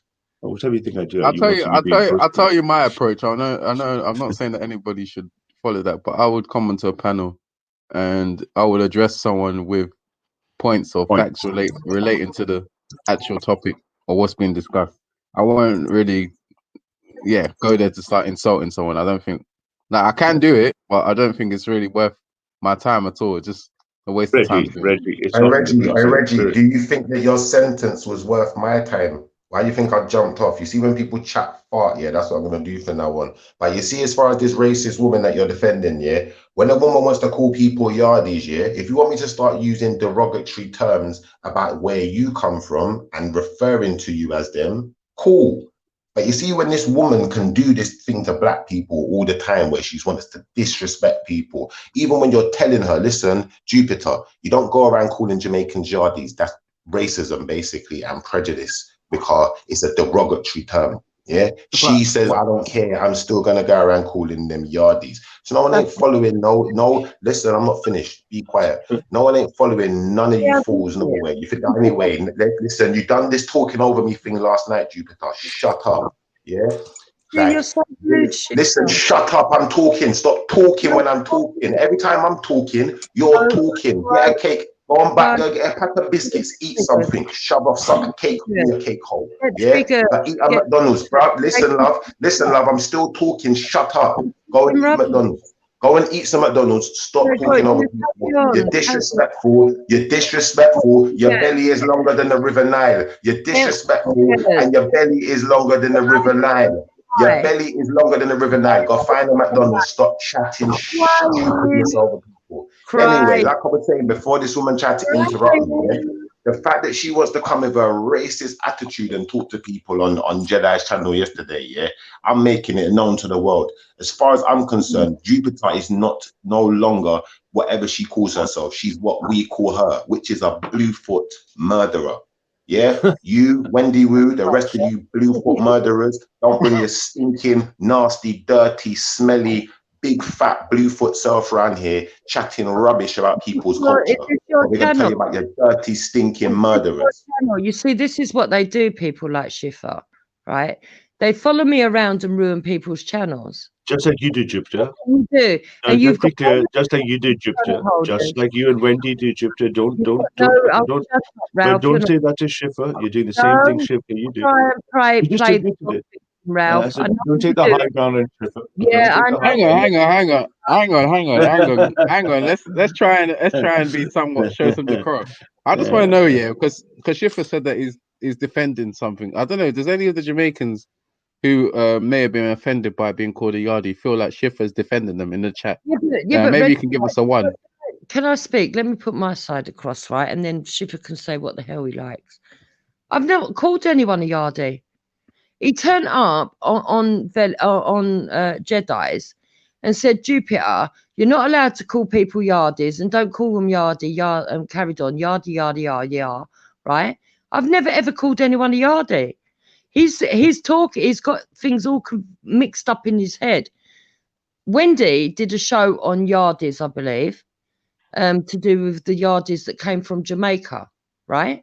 So all I explained to them was, I don't call people yardies. However, if I was to refer to a yardie, what a yardie would represent in my mind is when 20 odd years ago, 20 plus years ago, there was a group of criminals that was referred to as yardies. And the only time that I would use the phrase yardie is if I was referring to those specific criminals, referring to back then in context, in a conversation of back then. So I said to him, if I was having a conversation specifically about those criminals from that time period, I would call them yardies, just because that is what the general consensus was of calling people that at that time, so that people understand who I'm referring to, and that I'm not going to change that point of view. Because when I'm talking about yardies, I'm talking about from that time, and it would be in context, and therefore other people would understand what I meant. To him, that means I want to go around calling everyone a yardie. He's mental. Hey, Reggie, are you hearing this? Yeah. So next time she wants to call someone the N-word or use the N-word, it's okay. Because back in the days when they used to call people the N-word, you know, she was just calling us the N-word because it was just normal, innit? Yeah. As far as I understand, I don't remember anyone. I've never heard anyone tell me that Yardie is a racist terminology. So this is all new to me. Like, in the government, bro, I'm Jamaican, yeah. I'm telling you that Yardie is a derogatory term, yeah. Especially when it's coming from a Caucasian, it comes across racist and it is very prejudiced because they created this Yardie word to demonize West Indian people because we was coming to England, going to America, and the American Bluefoot murderers and the English Bluefoot murderers were both trying to lynch us, kill us, beat up our women when they're walking through the shopping center, stabbing our children, yeah, just like Stephen Lawrence. So you know what happened? Some of the Jamaicans turned fuckeries. They said, "No, we're not having this. We're gonna fuck them up. Yeah, we're gonna go to England and stab their picnic and do something back to them if they feel safe." Let me finish. Yeah, they said we're gonna mash up their picnic if they think they're gonna do it to ours. We're gonna mash up your old female if you think you're gonna do it to ours. We're gonna kick your man them down the stairs if you think you're gonna fight with us like that and get away with it. Yeah. So you see that element there. That's where they started calling us Yardies. Yeah. Before we weren't Yardies, we were people who come from Yard. Yard is what people call Jamaica in Jamaica. They call Jamaica Yard. They're not Yardies, bro. Yeah. And the yard is a reference to home. Yeah. So if you're talking about a Jamaican, you're talking about a yard man. You're not talking about a yard. You make a lot of points. Can I just respond though? Because like there is no response. I get this. I get this. Sometimes you seem to make your own gospel on these panels for some reason. Well, the thing is, a lot of you're not Jamaican, bro. You're African, innit? Hang on. I'm not Jamaican. You're right, but a lot of the Jamaicans, that's right. So stick to that. Hang on. A lot of the Jamaicans, the people that are Jamaicans in the chat, are not supporting what you're saying in terms of it being derogatory. What they're supporting. Listen, any of these little dickheads that call themselves Yardies, like Slylo G, yeah, I told them straight to their face, you're a dickhead, everybody. Yeah. You can't come to me talking about no Ross Clark Yardie like it's something good. Yeah. So let me not make you know something, Reggie. Yeah, man, come in my face and call me a Yardie and see what happens to you, bro. I hear you. I mean, you do this quite a bit. I dare you, Jupiter. Go down to South London, yeah. Go down to go and check one of my cousins, them down Brockley or down Woolwich. I get what you're saying. Call one of them a Yardie and see what happens to you. But your passion doesn't constitute truth. Word I don't use. This is pathetic. Your passion doesn't constitute truth because you're not Jamaican. You have no horse in this race. You have no argument here, Reggie. The best thing you could do, Reg, is just be quiet. Begging me when I don't even use the word. How nutty is that? Shifa, I respect your pride. Respect your pride. Nice. Come on, you was using it yesterday. Don't act like you don't use it. When I said to you yesterday, you're not to be using that word because it's derogatory. Didn't say you can't. I'm not going to stop you. If you're going to use it, use it. Use it if you want to use it. I told you quite clearly. Prejudice. It's a derogatory term. You try. Listen. I've just listen. I will rewind Jedi show and find your sentence. Yeah, if you want to lie on Belly Vision. But let me tell you what Jupiter said yesterday, guys. Yeah, this is what she said. She said, if I want to use that term, I can use it because that's what Jamaicans call themselves. No, I didn't. I said that's what I understood. Yardies from a certain time period when I was growing up were a certain criminal element that was called Yardies. And if ever I was talking about Yardie, it would be them I would be referring to. I would never go about NF. Who would we be referring to? A Yardie. If we were talking about the NF, who would we be referring to? Hold on. For a start, I wouldn't even know what a Yardie is supposed to look like or the characteristics. What's the NF supposed to look like? What's the NF supposed to look like? I don't know. You tell me. Your boy Tommy Robinson is supported by the National Front. He gets funded by the National Front. Schiffer, she's white-splaining Yardie to you, G. White-splaining. Like that same term that your government, your Scotland Yard, yeah, and your American CIA agency came up with the term to try and demoralize black people in the Caribbean. Schiffer's got a handler and he can't even see it, and that's how sad it is. I don't have a handler. You've got a handler, if anyone, because you know. It's a total bad disrespect. Bad disrespect. You're there with your racist gang in him every minute, And then you want to say things like that. Nah, sir, it's not happening. Not on my watch. I don't care. You're a woman. I ain't arguing with you. I'm just telling you, your Bluefoot gang is done out here. Your NF gang, you're done out here. Yeah? Say it to my face. If you really want it, say it to my face. I don't care about online, but I'm not letting you get away with it. You're not going to go around calling us yardies and think that no one's not going to get it. I'm not NF. I'm not NF. I've You are never. NF. You support Tommy Robinson, love. You're NF. Go You're NF. to this stream, the stream before. Actually, go to Wendy Wu too, because she got taken down for it. Go Do to you Wendy support Tommy Robinson? Hold on, I'm going to tell you something. Go to Wendy Wu 2, watch the stream, and see what happens. Go and watch. Right, do you support Tommy Robinson? Go and watch what happened to an NF person that came onto Wendy's stream 2 days ago.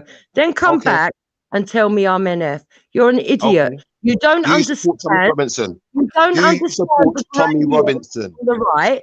You don't Do understand. you support the Tommy gradient Robinson? Right. Yes, I do. Compared to Ralph. There you go. NF. Thank you. Somebody like Schiffer, Ralph. Schiffer, let her explain Jamaican culture to you, Schiffer, yeah? And he Let will her teach you explain to Jamaican you- culture, Schiffer, yeah? He will explain to you that he considers people like me and Tommy on the left. So when you're talking, Schiffer, you need to understand what you're saying. Yeah, You talk really down I to do, it. because Talk I'm down talking to to it. the same. Talk down I'm talking to to the Jamaican. same Caucasian woman who said she wants to see more black people, going and helping to educate white children and doing all of these things in the white community to help the white community. But when she was asked the question, what can she do for the black community? She can't do nothing. Oh, I went and stood up when they was trying to send people back to Jamaica and doing this what was it called again? I can't remember what she said. When they were trying to deport people back, basically, she went to some House of Commons meeting or something and stood up. So she thinks that gives us the right to call us yardies because she went and stood up in one meeting. Where was you when our children were getting beaten in the streets by a racist? Where were you when our brothers were getting stabbed up in the streets by a racist like Stephen Lawrence? And then what you want to do is you want to cape for people like Tommy Robinson, who is supported and funded by the NF. Yeah? And then you want to say you're not NF. Get out of here, love. You're done. Listen, you're finished. Reggie, talk to your brethren because she ain't my people. Them are your people. That. Right. Well, I'm glad that you're not my people because I think you're a bit low intellect for me. But at the end of the day, that's not the point, Schiffer. You're jumping all over the place and you're trying to add things that's not even involved. What actually happened was Our witnesses heard you yesterday. Sorry, love. You see, you can't even contain yourself to allow other people to speak. You're triggered. Yesterday, Freddie came on and did worse than what Schiffer's doing now. He was just all over the place.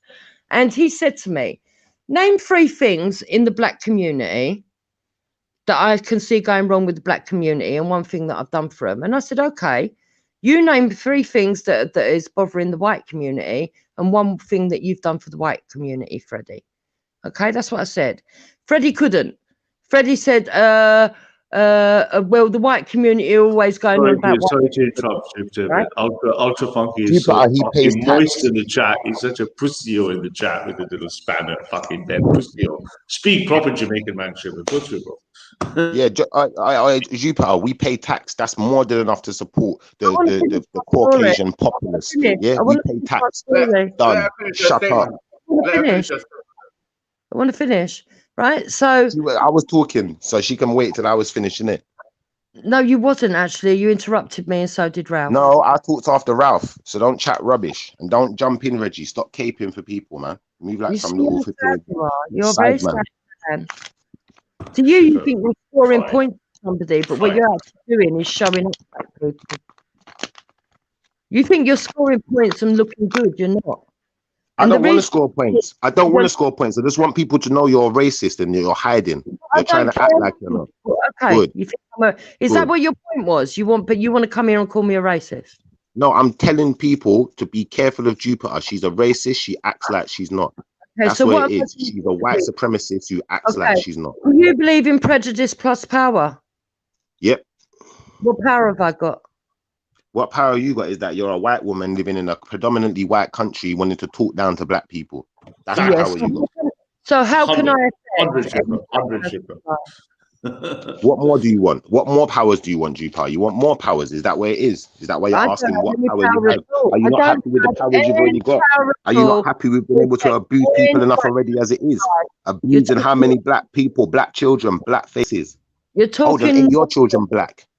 You're Waste talking woman. nonsense. My children will grow up to be better than you. I guarantee No, that. your children will grow up to be hated by their own community because they're going to be No, some they won't. serious No, they cocoa won't. wash. No, they Cocoa won't. wash. They No, probably they will. won't.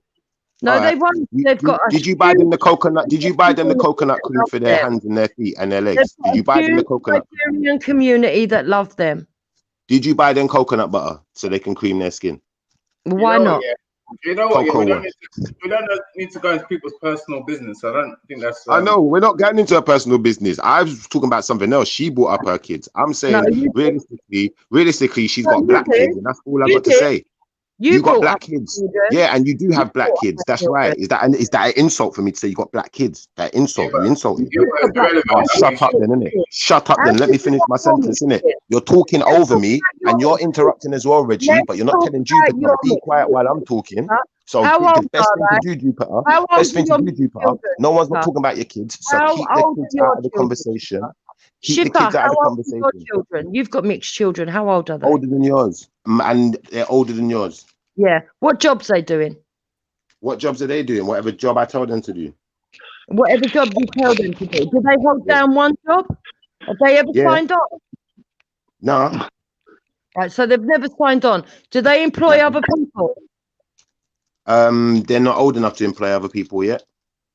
Okay, so what are they doing? What are they doing? They are one's in university this year, and the other one is in college. Okay, so be proud of your children, concentrate on your children, and mind your own about mine. I'm not talking about your kids. Like I said, you got black kids, so my you should children up. understand there's enough my racism children up. directed Okay. at black people and black faces every day without you having to come along and add to it, without you having to come with your stance of, Nobody you know was what, I'm saying almighty anything Jupiter. about So you know what, children. I can just say whatever I like. I can make people feel as small and as disrespected as I like, and I You're can just never swallow my pill and just say, you know what, No, I you said something fucking upset. can't, you fucking wanker. No, you fucking can't. You're spreading hate and racism. Do you know Who what you talking fucking the NF hasn't been about for fucking years? You Are you sure? fucking dickhead. Are you You're a sure? fucking dickhead. Are you I'm a sure? Tommy supporter, and my Yeah. girlfriend's black. My Yeah. girlfriend's black. Feel And sorry for her. people could see, she can see what he's talking about. You're just a fucking race baiter, you are. Why do you You're swear, all bro? fucking wanker. Why do you have You're to an swear, bro? Israelite. You're one Are you of these feeling all right? fucking Israelites who stand in the street in fucking superhero costumes, aren't you? You're a fucking dickhead. How dare you come on a panel and disrespect a woman like you do? And you're fucking preaching. Disrespect. All this Disrespect. stabbing Are you sure? Are you sure I've disrespected a woman, bro? Bro, are you sure Jupiter's even a woman? I'm speaking, dickhead. Oh. All the killings are happening on the streets today, and you're going on about fucking Tommy Robinson, you fucking donut. Bro, Fucking stop fight for your swearing. community Stop before the swearing. killings There's rules to the are panel. going. Because you're a pillock. You're a pillock. You're a dickhead. You're a race baiter. Fight for Okay.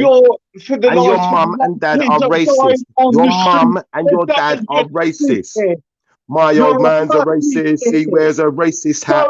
He Fuck drives around the roads and he looks like Postman Pat. My old man's a racist. His belly's really fat. He goes to football matches and plays with his friend's cat.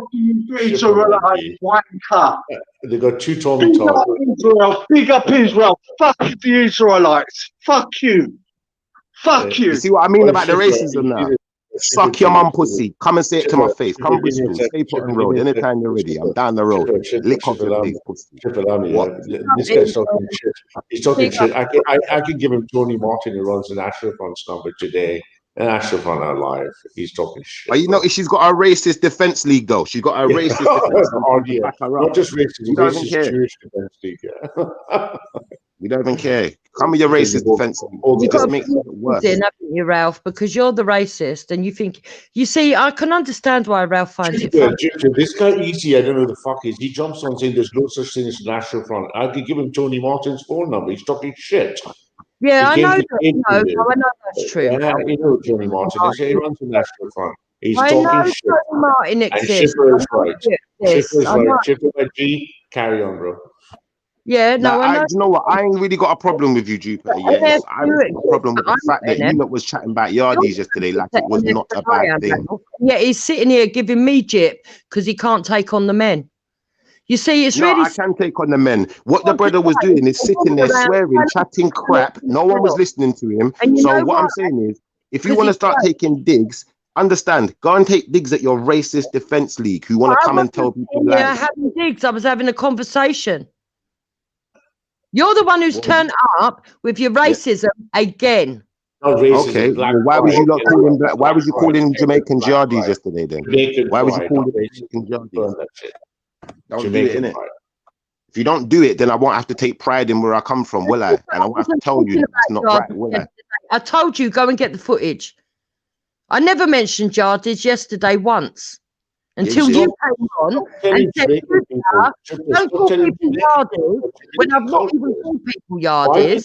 I'm starting to over yardies for absolutely no reason, like you've done today. Out of curiosity, sorry. Just 1 second, yes. Schiffer, how come she comes here white explaining what yardy Jamaican culture is? It's a Jamaican man. And then she's talking about Was I? I was here talking. Yeah, can I just say something? Sorry.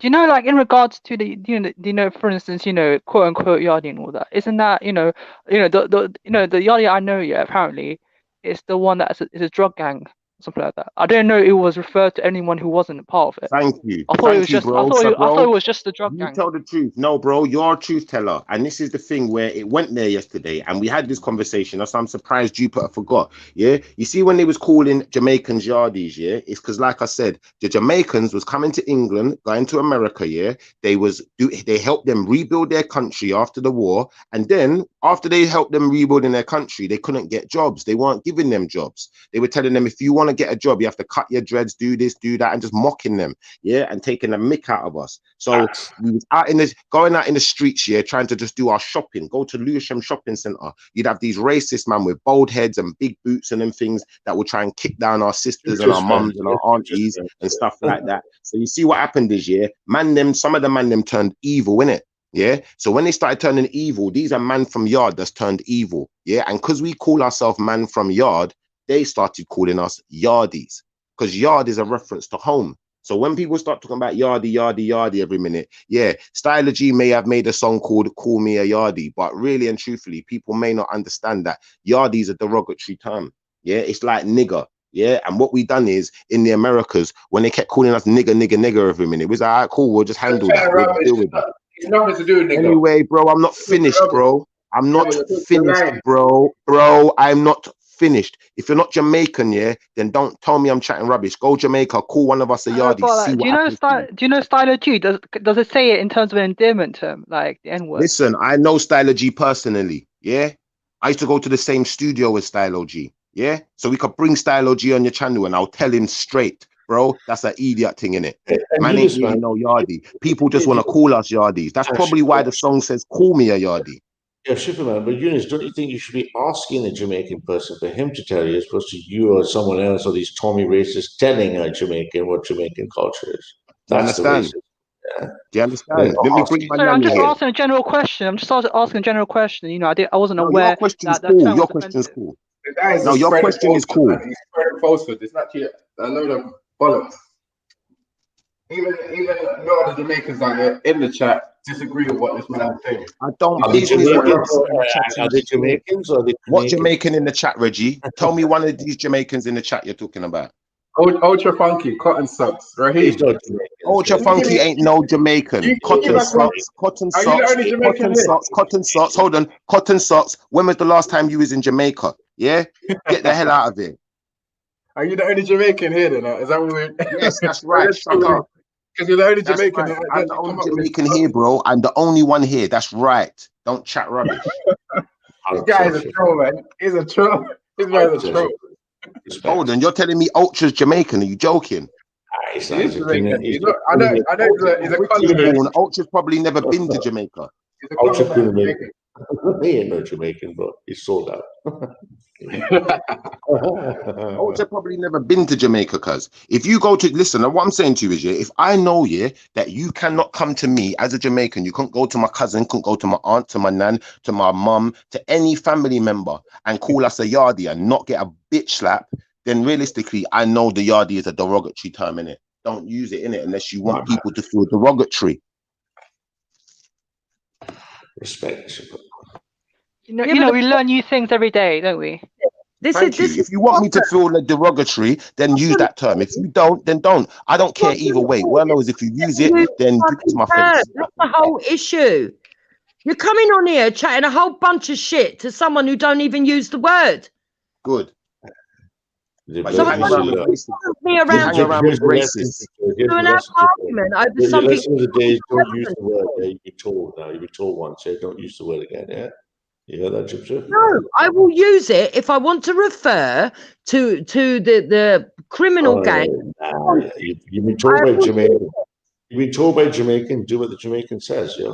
There is no criminal gang called the Yardie Gang. There's a criminal gang called the Shower Posse, and they call them Yardies. Yeah, they are actually Jamaicans. Don't chat rubbish. Out to Raheem in the back chat, bro. You're a Negro peen. You're not even black. Yeah, out to Ultra Funky, bro. You're a Negro peen. You're not even black. Done. Ultra's a Jamaican. He's a fake Jamaican. In context, I will call them triads. If it's talking about particular time when the people that were criminals came from, and they are the Jamaican Yardies, I will call them Yardie. But other than that, I don't even. I don't really sit down and talk about them because it's not relevant to me. Yeah, I don't know where you're getting from that I even use it. Do not insult Jamaicans again with this shit. Ralph, shut up. What you've done, Shifa, is heard someone else say it, probably Wendy, or probably for something that someone's told you has been said, and then you've come and had an argument with me over a word that I don't even use. I can't even think in my lifetime why I would sit down and discuss Yardies. Okay, Jupiter, let's be fair. If you haven't said it before, just consider this your first warning, yeah? And we'll leave it at that, yeah? Well, Jupiter, first warning, yeah? Oh my God, it's just nuts. It's crazy. Really is childish. I don't understand all this. I'll tell you what, let's make the Egyptian just apologize to Shifa and we can move on. Yeah? Why? You get on your knees, Ralph. I think Shifa's been paid to come in here and cause some sort of controversy, but that's what he does all the time. I think it's too repetitive for it to be just a coincidence. It's an orchestrated stupidity, if you ask me. Like he's insisting something that actually every other Jamaican in the panel, in the chat doesn't even is new to this. Come on, Reggie, they're not proper Jamaicans. That's like a Nigerian who's never been to Nigeria, grew up in fucking, I don't know, Bethnal Green saying, I'm in Nigeria. Shifa's a proper Jamaican. Yeah. It's not this, these ultra fake Jamaicans and shit. Yeah. Yo, all go on, man. I come to say ultra Jamaican card's been revoked. Yeah.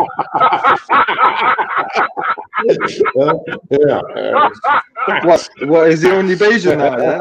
He's only allowed to call himself Bayesian or Trinidad. Yeah, he's now a Trini. He's now from Trinidad. Oh, Trinidad. You're faking. Bro, let me show you something. Yeah? Let me show you something. Calling someone Trini is not a derogatory term. Calling someone a Yardie is a derogatory term. That's all I'm trying to say. I ain't got I don't business about Jupiter like that. I don't care about Jupiter's thoughts or feelings. All I'm saying is for people out there, bro, this is what I mean. I'm talking and you're talking. Yeah. So like I was saying, yeah. I ain't got no love lost for these people, yeah. But let me show you something. I don't care about them like that. I only care when they say something when it's directly either rude, derogatory, racist, and it is oppression of people who don't look like them. Like for instance, myself, that's oppressive when you start calling people Yardie and acting like, oh, these Yardie gangs. No, there is no such thing as no Yardie gang. There's a place called Yard where they tried to call us Yardie gang. That's what the name they gave to us, the racist white man. Yeah, but can I say something? Yeah, because look, what's obviously happened here is that the word yard is what Jamaicans refer to as home. So when they come to a different country, you know what I mean, to distinguish between when they're talking about here and talking about back home, they call it yard, the same way that, you know, other people have a word like that for their own back home country or place or whatever. So in that way, the word yard and yardie was something they used amongst themselves to refer to themselves. Now, when like the most popular aspect of when groups of young Jamaican men started being drug dealers and gangsters, they got labeled with that from the outside communities, like say white people and other people started calling them yardies, maybe, yeah. But the point is, this is an evolution of the term that's changed and developed. And if nowadays, yeah, you make that association between the people, if a Jamaican person blatantly acts like a drug dealer or tries to imply that they've lived that life of being a gangster and a drug dealer in the UK, do we call them? Can we call them a yardie? Do they call themselves a yardie? Like, what's going on now? What's the actual rule? I'm gonna answer your question now. Yeah. So here the thing now. Yeah. Really and truthfully. Yeah. You see this whole yardie thing. Like I said, it's like the N word. Yeah. And obviously you're not West Indian because you should know the history of your own people if you was West Indian. Yeah. No one won't. Let me finish. I'll let you finish. Yeah. Now listen. No one in Jamaica weren't going around calling themselves yardies. If you want to know the history of the word yard comes from people who like field Negro. Do you know about field Negroes in slavery? Yeah, that's where the word yard comes from. Because when we was going home, the slave master used to say, go back into the yard. Yeah, and go home, go sleep. Because that's where we lived, in the yard. Yeah, in the backyard. Yeah, in the fields. So when you want to get into the term yard, that's why we. Yeah, I think you just made that up. You just made that up, bro. Like, bro, I'm not finished, bro. I'm not finished, bro. Bro, no one cares what you think. Bro, you literally just made that up, bro. Bro, you literally just made that up on the spot. On the spot, you made that up. Let me control your panel because I weren't finished. Your brethren's talking shit over me again. I don't know why he's got no manners. I don't know why he's got no manners. But bro, stop talking, and then I'll finish my sentence. Stop talking. Yeah, so like I was saying, like like I was saying, this whole term of yard, you need to understand something. Jamaica was a slave colony, bro. So when we was in the fields, yeah, that was our yard. Yeah, we was out in the yard. We had to sleep in the yard, in the shed. Do you have any reference? Do you have any reference for that connection? Anyway, bro, you're still talking while I'm talking. I accuse you of making that up. While I'm talking, bro, you're still talking while I'm talking. If you think I'm making it up, talk your piece when I am done, innit? So I'm going to start again. And every time you interrupt, I'm going to start again. Please, don't interrupt me. Again, don't interrupt me, please. Please, bro, don't interrupt me neither, Reggie, because I will start again. Now, let me show you something. Bro, we've heard your point, bro. It's stupid. You just made it up. Anyway, bro, I'm not finished. Anyway, bro, I'm not finished. Yeah, but bro, now you're just being a baby about finishing your point because you've already made your point. Blah. And this is what I mean, Gully. People who can't control their impulses. They're supposed to be grown-ups, but they can't control their impulses. They're so desperate to talk. So desperate. These are the kind of people that, you know, they haven't got a girlfriend. They watch porno all the time. You're the kind of guy that watches porno all the time because you can't get a girlfriend because you're so desperate, Dan. Please wait. You haven't stopped talking. That's what I'm asking. Please wait, bro. Do you know what, bro? I'm going to finish my sentence and then I'll stop talking. Otherwise, you can keep trying to talk over me and act like a desperate Dan, and everyone's going to know how desperate you are and that you don't get no help because realistically, you're so desperate. You're so desperate. Now, if you can be quiet for 3 seconds. No, not even, give me 10 seconds. I'll finish my sentence. Like I was saying, if you're going to use a derogatory term and a person who comes from the nation who you're using a derogatory term towards tells you it's derogatory and you're still not willing to change your behavior, yeah? When I find out where you're from and I know a derogatory term to describe those people, I will happily call it to you. Hi guys, how you going? Can I just quickly ask Ralph a question? What do you think is going to happen with the American election? Is there going to be any bro, ask him anything else but that. Please ask him anything other than that. No. I want to know.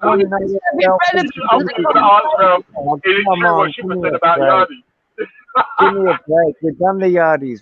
He's already answered that, though, man. He's already answered that, and obviously you didn't let me get the bloody question out, Ralph. Do you think there's going to be any difference with the reaction between Biden getting in or Trump getting in from the population? Nah, I think Trump's going to win. If Trump gets in, they're going to burn down all the Democratic cities in protest to go to the Supreme Court. And if Biden gets in, we're going to just keep arming up and getting ready for what's coming next. That's what's going to happen. I mean, You know, like, if Biden wins, like, I think it's gonna be like back to Obama politics, isn't it? Yeah, even worse because Kamala Harris is Yeah. much worse, much further left. Yeah, she's much further left. She's like fucking lunatic left. But don't worry, the right are organizing. Yeah, it goes down the wrong way, you know. And you already saw that three Pride Boys stabbed. One amazing black Christian sister taking on BLM, fucking throwing a body on the streets for black people. You're seeing the reactions coming. Yeah, it's coming. I mean, that is lawlessness, like in the Pacific West in the US, like Portland and Seattle. It's lawlessness. Yeah, Portland. They're going for temporary autonomous zones. All of this shit. They think like the American conservative right are just going to let them do that shit. Remember, there's 250 million guns with the American conservative right, and they can shoot unlike the fucking pussy or left. And the left, yeah. You know, and the left thinks, yeah. And the left thinks, yeah, that Proud Boys and there's people on the right, they're the problems, but they're not taking into consideration that Antifa's the problem. And the that stream you had where all that violence happened, is that still up? Was it going to be up for a while? Because I only saw the end of it. Yeah, if Trump wins, it'll be left wing burning down cities. You know, BLM, Martin Luther King. No, the stream you had up where you had some of that action, is that going to be still up, or is it? It should be. It takes a while to ripple through, but yeah, I don't take down the streams. Am I talking? Yeah, okay. Not usually, unless it's some sort of strike. No, it should be in there. But yeah, you can see the stuff with all the stabbing videos, and you can see all the other stuff going on. Yeah, you can see what's coming, man. It's conflict is coming one way or the other, yeah. And we're getting ready for the fight of our life. Yeah. In the meantime, back to the fact. Let's be crystal clear. The word Yardi comes from the etymology of someone's backyard in Jamaica. Yeah, Schiffer is fucking on the way. I know fake Jamaican Schiffer can let you take your pride away. Pretty clear to me, mate. I never heard the term, and I'm pretty clear. Hey, listen. Hey, let me clear something up. Let me help Schiffer out a little bit, yeah, because he is a little bit right, yeah. But I don't know about his explanation for it, yeah. He's a little bit right about the Yardi thing, yeah, because obviously, if you speak to actual Jamaican people, not every single Jamaican would accept the term Yardi. Yeah, so some will see it as derogatory still.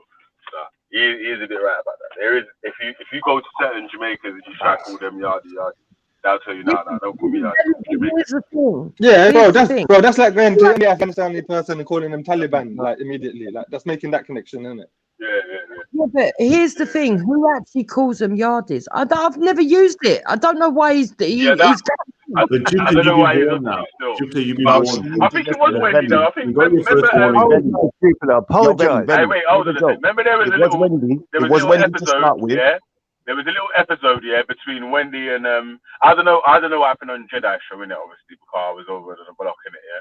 But yeah, big up Jed and all that, yeah. So anyway, yeah, like on over here though, yeah, there was a little episode when Wendy and Nines had a little bit of a back and forth, and then Wendy was talking about, I'm gonna make a documentary on the Yardis or something like that. There was I don't remember that. Make a documentary about the Jamaicans. Yeah, it did start with Wendy. Yeah, that was funny still, but obviously I don't know what happened on Jedi show and all that still, but Veli. Literally just to make that one point there still. Veli, let me just say one thing, yeah. It wasn't Jupiter to start with. I'll give her that much. Yeah, I'll say that much. But when I pointed out that it's a derogatory term between Jupiter, Wendy, and a few other people was trying to tell me, no, it's not derogatory. Now, this is my words to the people on the panel. If you got a black face, it might not be derogatory. Because, you know what? We might have started using the term like a term of endearment. Some of us, just like some of us use the N-word as a term of endearment. Yeah, but that don't make it right. And that's the point I was making. Some people are telling me, wait a second, let me finish, Reg. 1 second, I'll be quick. Yeah. What I'm saying is, let me finish, please. I will be quick. Please, you're interrupting me and making it long. You're never quick. You're never I'll let you regulate, Veli, man. This man's talking a lot. Let him finish though. You gotta let him finish though, innit? Obviously he was talking, innit? Thank you. That's what I mean. So what I'm saying is, yeah, like after I've said this now, Jupiter and Wendy and some other people were trying to cape for, no, it's not. And I said, you see, when it's coming from a white person, it's directly racist. If from a black person, cool. Yeah, if you ain't got a black face, I don't want to hear it from you, innit? Because when I hear it, it just sounds, it comes across derogatory. Even if a black person calls me Yardie, it comes across derogatory. Same with the N-word. Some black people don't mind it. Most black people do. Now, well, let me just say, I'm going to be finished in 2 seconds. 1 second, please. Now, the point I'm making is this, bro, yeah?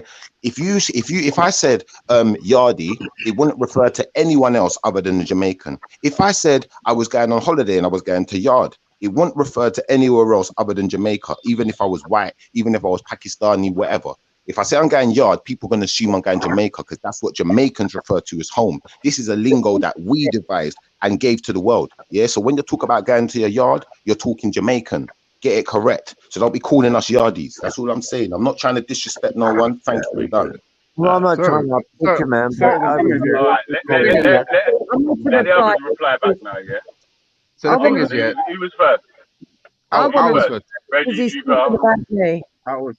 Okay, let Jupiter go first. Let Jupiter go in and then Reggie go after. All right. But you know, take it in turns though, yeah. Hold on a sec, Jupiter. Yeah, take it in turns. Yeah. Try not to get no personal insults with each other. Try to stay away from the racism and loads of profanity as well, yeah, because that gets the show restricted to over 18s only and all that, yeah. So yeah. But keep the good conversation going though, still. Yeah. All right. Big up. The whole point is this. He says that I said that it's not derogatory. I never said that at all. What I said was it didn't equate to the M word because he was trying to bring this equation. All right. I said I didn't agree with that. I said I don't use the word like I've said today. And the only time that I would have even considered using it is if I was referring to the criminal element that came 20 years ago.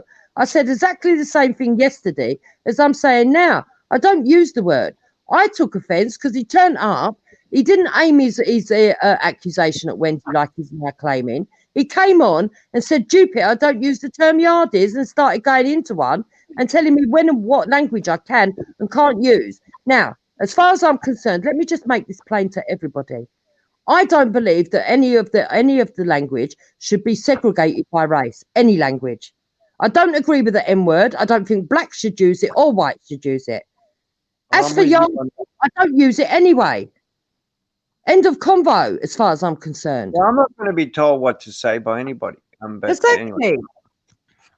Yeah. So what I would say, that there is a lot of repetition in what we're saying here. I mean, I'm glad that Schiff has changed his stance because initially he was claiming that Yardie is almost the same. Well, he was actually saying it was the same as using the N word in some ways, which I thought was just ludicrous. It is probably a derogatory word, you know what I'm saying? But I don't feel like it's something that is as offensive as using the N word. And I think that like all this hysteria over the use of the Yardie word is just it's weird. It's very weird. But yeah, I think that this is not a topic that people need to dwell on too long. You know what I'm saying? You can't ask Reggie a question? You can't dictate what people say. You know, that's I'm not trying to dictate what anyone says. You say what you want. No, I get you. You're offended by it, and that's fine, man. And it's not a term that that is even in my vocab. I'm just saying that in general, you know, if someone tries to enforce, to me, it's no different than LGBT terms for what do you call it, like pronouns. You know, I'm not doing that. You know what I mean? I do me, you do you. We're good. Let me give you an analogy, yeah, so you can kind of get under a better. No, I've heard them all. I've got it covered. I get you. I mean, I'm going to be where I'm going to be, and you're going to be where you're going to be. Not for you, for Reggie, not you, Reggie. I was talking to Reggie. Sorry. Okay. So, Reg, what I'm saying to you is this, Reg. Yeah, you see, when you're talking about a Jamaican who committed a crime, yeah, you could just call them a Jamaican, a criminal Jamaican, because they committed a crime, and that's fair to call someone a criminal if they committed a crime. Or if someone was selling drugs, it's fair to call them a drug dealer, yeah? But when you start putting names on things like Yardies, now every single time a Jamaican commits a crime, all of a sudden they're a Yardie. They might just be a Jamaican. Why can't they just be Jamaican? And now you're going to start to, I hope you can understand why I'm saying to you, the use of it is similar to the word nigger, yeah? Because that's the police that came up with this term, yeah? Scotland Yard was calling us Yardies, and the CIA and people like that. And then, I think I think you yourselves came up. I think you yourselves, Jamaicans generally came up with the word themselves. I don't think it was the police that came up with the word. But apart from that, it's like you think, and this is the point I'm making. Stop thinking, please. Stop thinking. Oh, I please, mean, bro. Stop thinking, Reggie. You got to stop thinking now. so hang on, Shifa. Are you not thinking as well that that is the police? Is that not what you're doing? Or you got? Have you got evidence to back it up? Let me ask you a question, Reggie. Yeah, if I said that I think, for instance, I think that all Chinese people do one particular thing, yeah, or I think this about Indian people, or I think this about any other people, and I don't really know them. I'm not from there. I don't know what they do. I just think that all Chinese people go to bed early. That don't make sense, bro. I mean, if you're not, bro. But Shipper, you yourself are doing yourself. You're doing I think because you haven't brought anything. No, bro. I'm Jamaican. I'm not doing I think. I'm doing I am. So please behave yourself. Look, if you could bring us some sort of evidence to suggest that it wasn't yourselves that came up with these terminologies, then obviously that could support your claim. Bro, but so far, you evidence. I am the evidence. You are the evidence. Yeah? Okay, listen to this. Listen, please. I'm not being rude. Yeah. You see, when you come from somewhere, where are you from? Where's your people from, Reg? What nationality? Nigerian. All right. So there's going to be things that you know about Nigeria that I don't know. Do you know why? For one, you've probably been there. For two, your family's there. They've told you their history and what they've been through and the oppression they've faced and the things that's happened to them. The thing when they was trying to get jobs and couldn't get jobs because a man's got dreads, he's a Rasta. Yeah. And they're saying, nah, you can't work in our office unless you cut them off. And a man can't just cut his dreads like that. It don't work like that. So unless you're part of it, how are you going to know? And you're going to let the white man dictate my history and tell you about me. But you're not going to let me tell you about myself, but you're going to let the white man tell you about me. I'm going to give good luck to you. Well, Shifa, it's not the white people telling me about you. It's your own people. So I don't know which one of you should. No, it's not my own people. It's not my own people because my own people are here right now talking to you. I'm representing my people. Any other Jamaican, feel free to jump on the panel right now and feel free to argue against what I'm saying if you think that's a sensible thing to do. Because I guarantee you, there ain't no Yardie, no Jamaican that could come on here and argue with me right now like it would be a sensible. But you know what, Chipper? I was watching the chat, Chipper. They're not fake Jamaicans. Not even real Jamaicans. You know what though? Yeah, the simple and main thing is is that look, there is such a thing as Yardies by people who would call themselves Yardies. There's such a thing as Yakuza or Triads by people who would call themselves that. Other groups may well start using those terms to refer to them as well. Now, the fact of the matter is, nobody should call all Jamaicans Yardies because obviously that's definitely not the case. Most people definitely don't identify themselves like that, and nobody should call all Chinese people Yakuza or Triad, because they don't do that either. This is just a silly point, but I don't really see what the argument is anymore. Anyway, I got to balance and stuff. At least the good thing is it's all. The argument is, the argument when you're dealing with a gang, a gang has a name like Bloods and Crips, And there was no gang called Yardie. It was the white man that started calling us Yardie. If you don't know that, I'm not doing a history lesson for you lot. You lot go and find out for yourself or take my word. If you want to go around calling people Yardie, you never bring any evidence. You just want everyone to take your word. No evidence. I don't care. Forget your evidence. I don't care. You're not Jamaican. What horse have you got in this race? You don't care, innit? You want to be disrespectful, then be disrespectful. It's not about what. A lot of Jamaicans disagree with you. A lot of Jamaicans disagree. Well, let's move on. A lot of Jamaicans disagree, and then you turn around and say they're not Jamaicans anymore. Bro, when a Jamaican disagrees with you, you turn around and say they're not Jamaicans. Which Jamaicans? Bro, oh God! People have said to you that they don't agree with you about that. That's what the origin Jamaicans? Which one? Which Jamaican? Bro, people in the chat said it. Tell me the Jamaican. We already said that. Right, so we just what Jamaican in the chat? Hold on, wait, Jupiter, wait. Let him explain. I'm listening to what the guy's saying. One second, one at a time. What Jamaican? There's loads of Jamaicans who disagree with you, and you know that. Yeah, like the simple fact. Name one. Bro, shut up, man. Now you're the one being an idiot and saying that everybody thinks of the word Yardie. Name one. Then you said Jamaicans. Shut name up. the Jamaicans you're talking about. Bro, name the Jamaicans you're talking about. Velly's Jamaican, and Velly said I'm kind of right. So come on, what Jamaicans you talking about? But he said you were wrong about the origin of the word, and that's what I'm talking about. He may not know. He may not know what I know. No, it's No, you no, that doesn't no, know. no, no. I It's think you you're, that doesn't You know. may not know what I know, no, and that's no. it. Done. I'm not gonna go there with you. I'm asking you which Jamaicans in I the think you're chat. like Veli didn't say he agrees that it can be used in a derogatory sense. That's as far as That's Veli right. He agreed. agreed. He agreed that it can be used in a derogatory sense. Let's leave it there. Yeah. Now let's Yeah, move but he on. didn't So, say like I that was that's the saying, only way it can be used. He didn't say he that's may the not have only way agreed. it can He be may used. not. He may have not agreed with the history that I know of the word. But listen, I've got Exactly. my own So history. another Jamaican You've got disagrees your with you own then, innit? history, innit? Listen, you've got your own history, haven't you? Yeah. So stick to yours. Now, like I was saying, if you want to Nah, tell me bruv, which you're just Jamaicans you're talking confused, about bruv. You now, just I'd talk for no prefer reason. you do You're that. just a fool. Please tell me what Jamaicans you're talking about. We've already named the Jamaicans. I said Cotton Socks. We got Ultra. We Hey, got blood. Raheem. Cotton Socks. Hey, blood. Why don't you just show us the etymology? Just prove it to us, innit? Like, rather than give us your fuck opinions, just you show us Bro, the I already evidence. checked that. I already checked that straight away. He made. That's when I said he's making. I realized he was making it up because while he was talking, I Cotton was checking the Socks. thing. I checked it up, thinking like, Hold nah, on, this hold on, can't wait a be second. true. Wait How a does second, wait a yard second. mean Their field in evidence is slavery Cotton days? So I Socks and checked it, Ultra and I Funky. Hey, realized bro. he was making it Hey, up on the one Come second, on, really. Scientific. Scientific, hold on. Say that. Hey, listen to what Scientific's about I'm to gonna get you say. some Jamaicans Oh, right hey, now. Don't worry, I'm gonna Shiva, get some Shiva, Jamaicans. Shiva, can you hear Scientific Method? Yeah. Yeah. So when I can hear him. Yeah, listen to what Schiffer he's about was to say. asked. Go on. So this is what happened about 15 minutes ago. Yeah, Schiffer was asked like, you know, how do you know that? Why are you saying that the word like yard and yardie like it's got all this so much, you know, specific connotations that only you seem to think is true? And then he said, Schiffer goes, yeah, because what people don't know is that the word yard originally came from the slavery days of being out in the field, so it was a derogatory term from the outset. Do you know what I mean? And so I was No, I thinking, never like, said it was a derogatory term from the hang on, outset. I said the But term didn't that was his exist as point. yardie. I said the No, term well, did that not was the exist origin of the as word. That was yardie. the first. The That was term the first was use of the yard. word. Man going That to he the was saying. yard. Man going He to was their saying. yard. That's what the Bro, term comes from. If you want to Did you repeat mention what that? someone said, at Did you least get it mention right, slavery in bro. field days? Did you mention slavery in field days? Bro, do you want me to repeat what I said rather than you just No, I don't want you chatting to. rubbish? No, I don't want you to. So when he Hold was on, saying, Like that. In fact, you guys, chat rubbish. I'm hold done on. talking. But wait. Hold on. 1 second. Hey, Scientific, what he's saying is the word yard came from slavery, people working on the yard. I'm not sure if that's true either, but he's not saying yardie, and then he's saying yardie.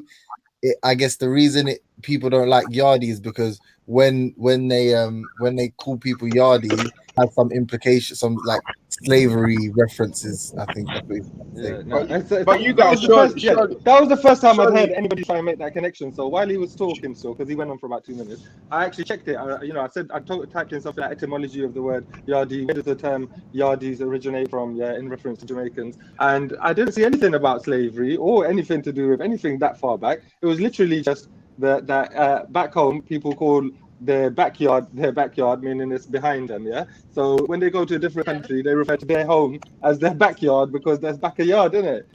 So Can I put my 2 bobs worth in on this? Like for example, my family was exported to Australia as criminals, by the English, and we could, if I heard the word cream, or if I heard people call us skips or stuff like that. No, I don't feel any offence to that, but and nor probably the way I think, nor should I, and I don't want to project any sort of word on somebody. Like, I don't get where you guys are at with this. I really don't. I know that it seems to mean something to you, but I don't know how you can.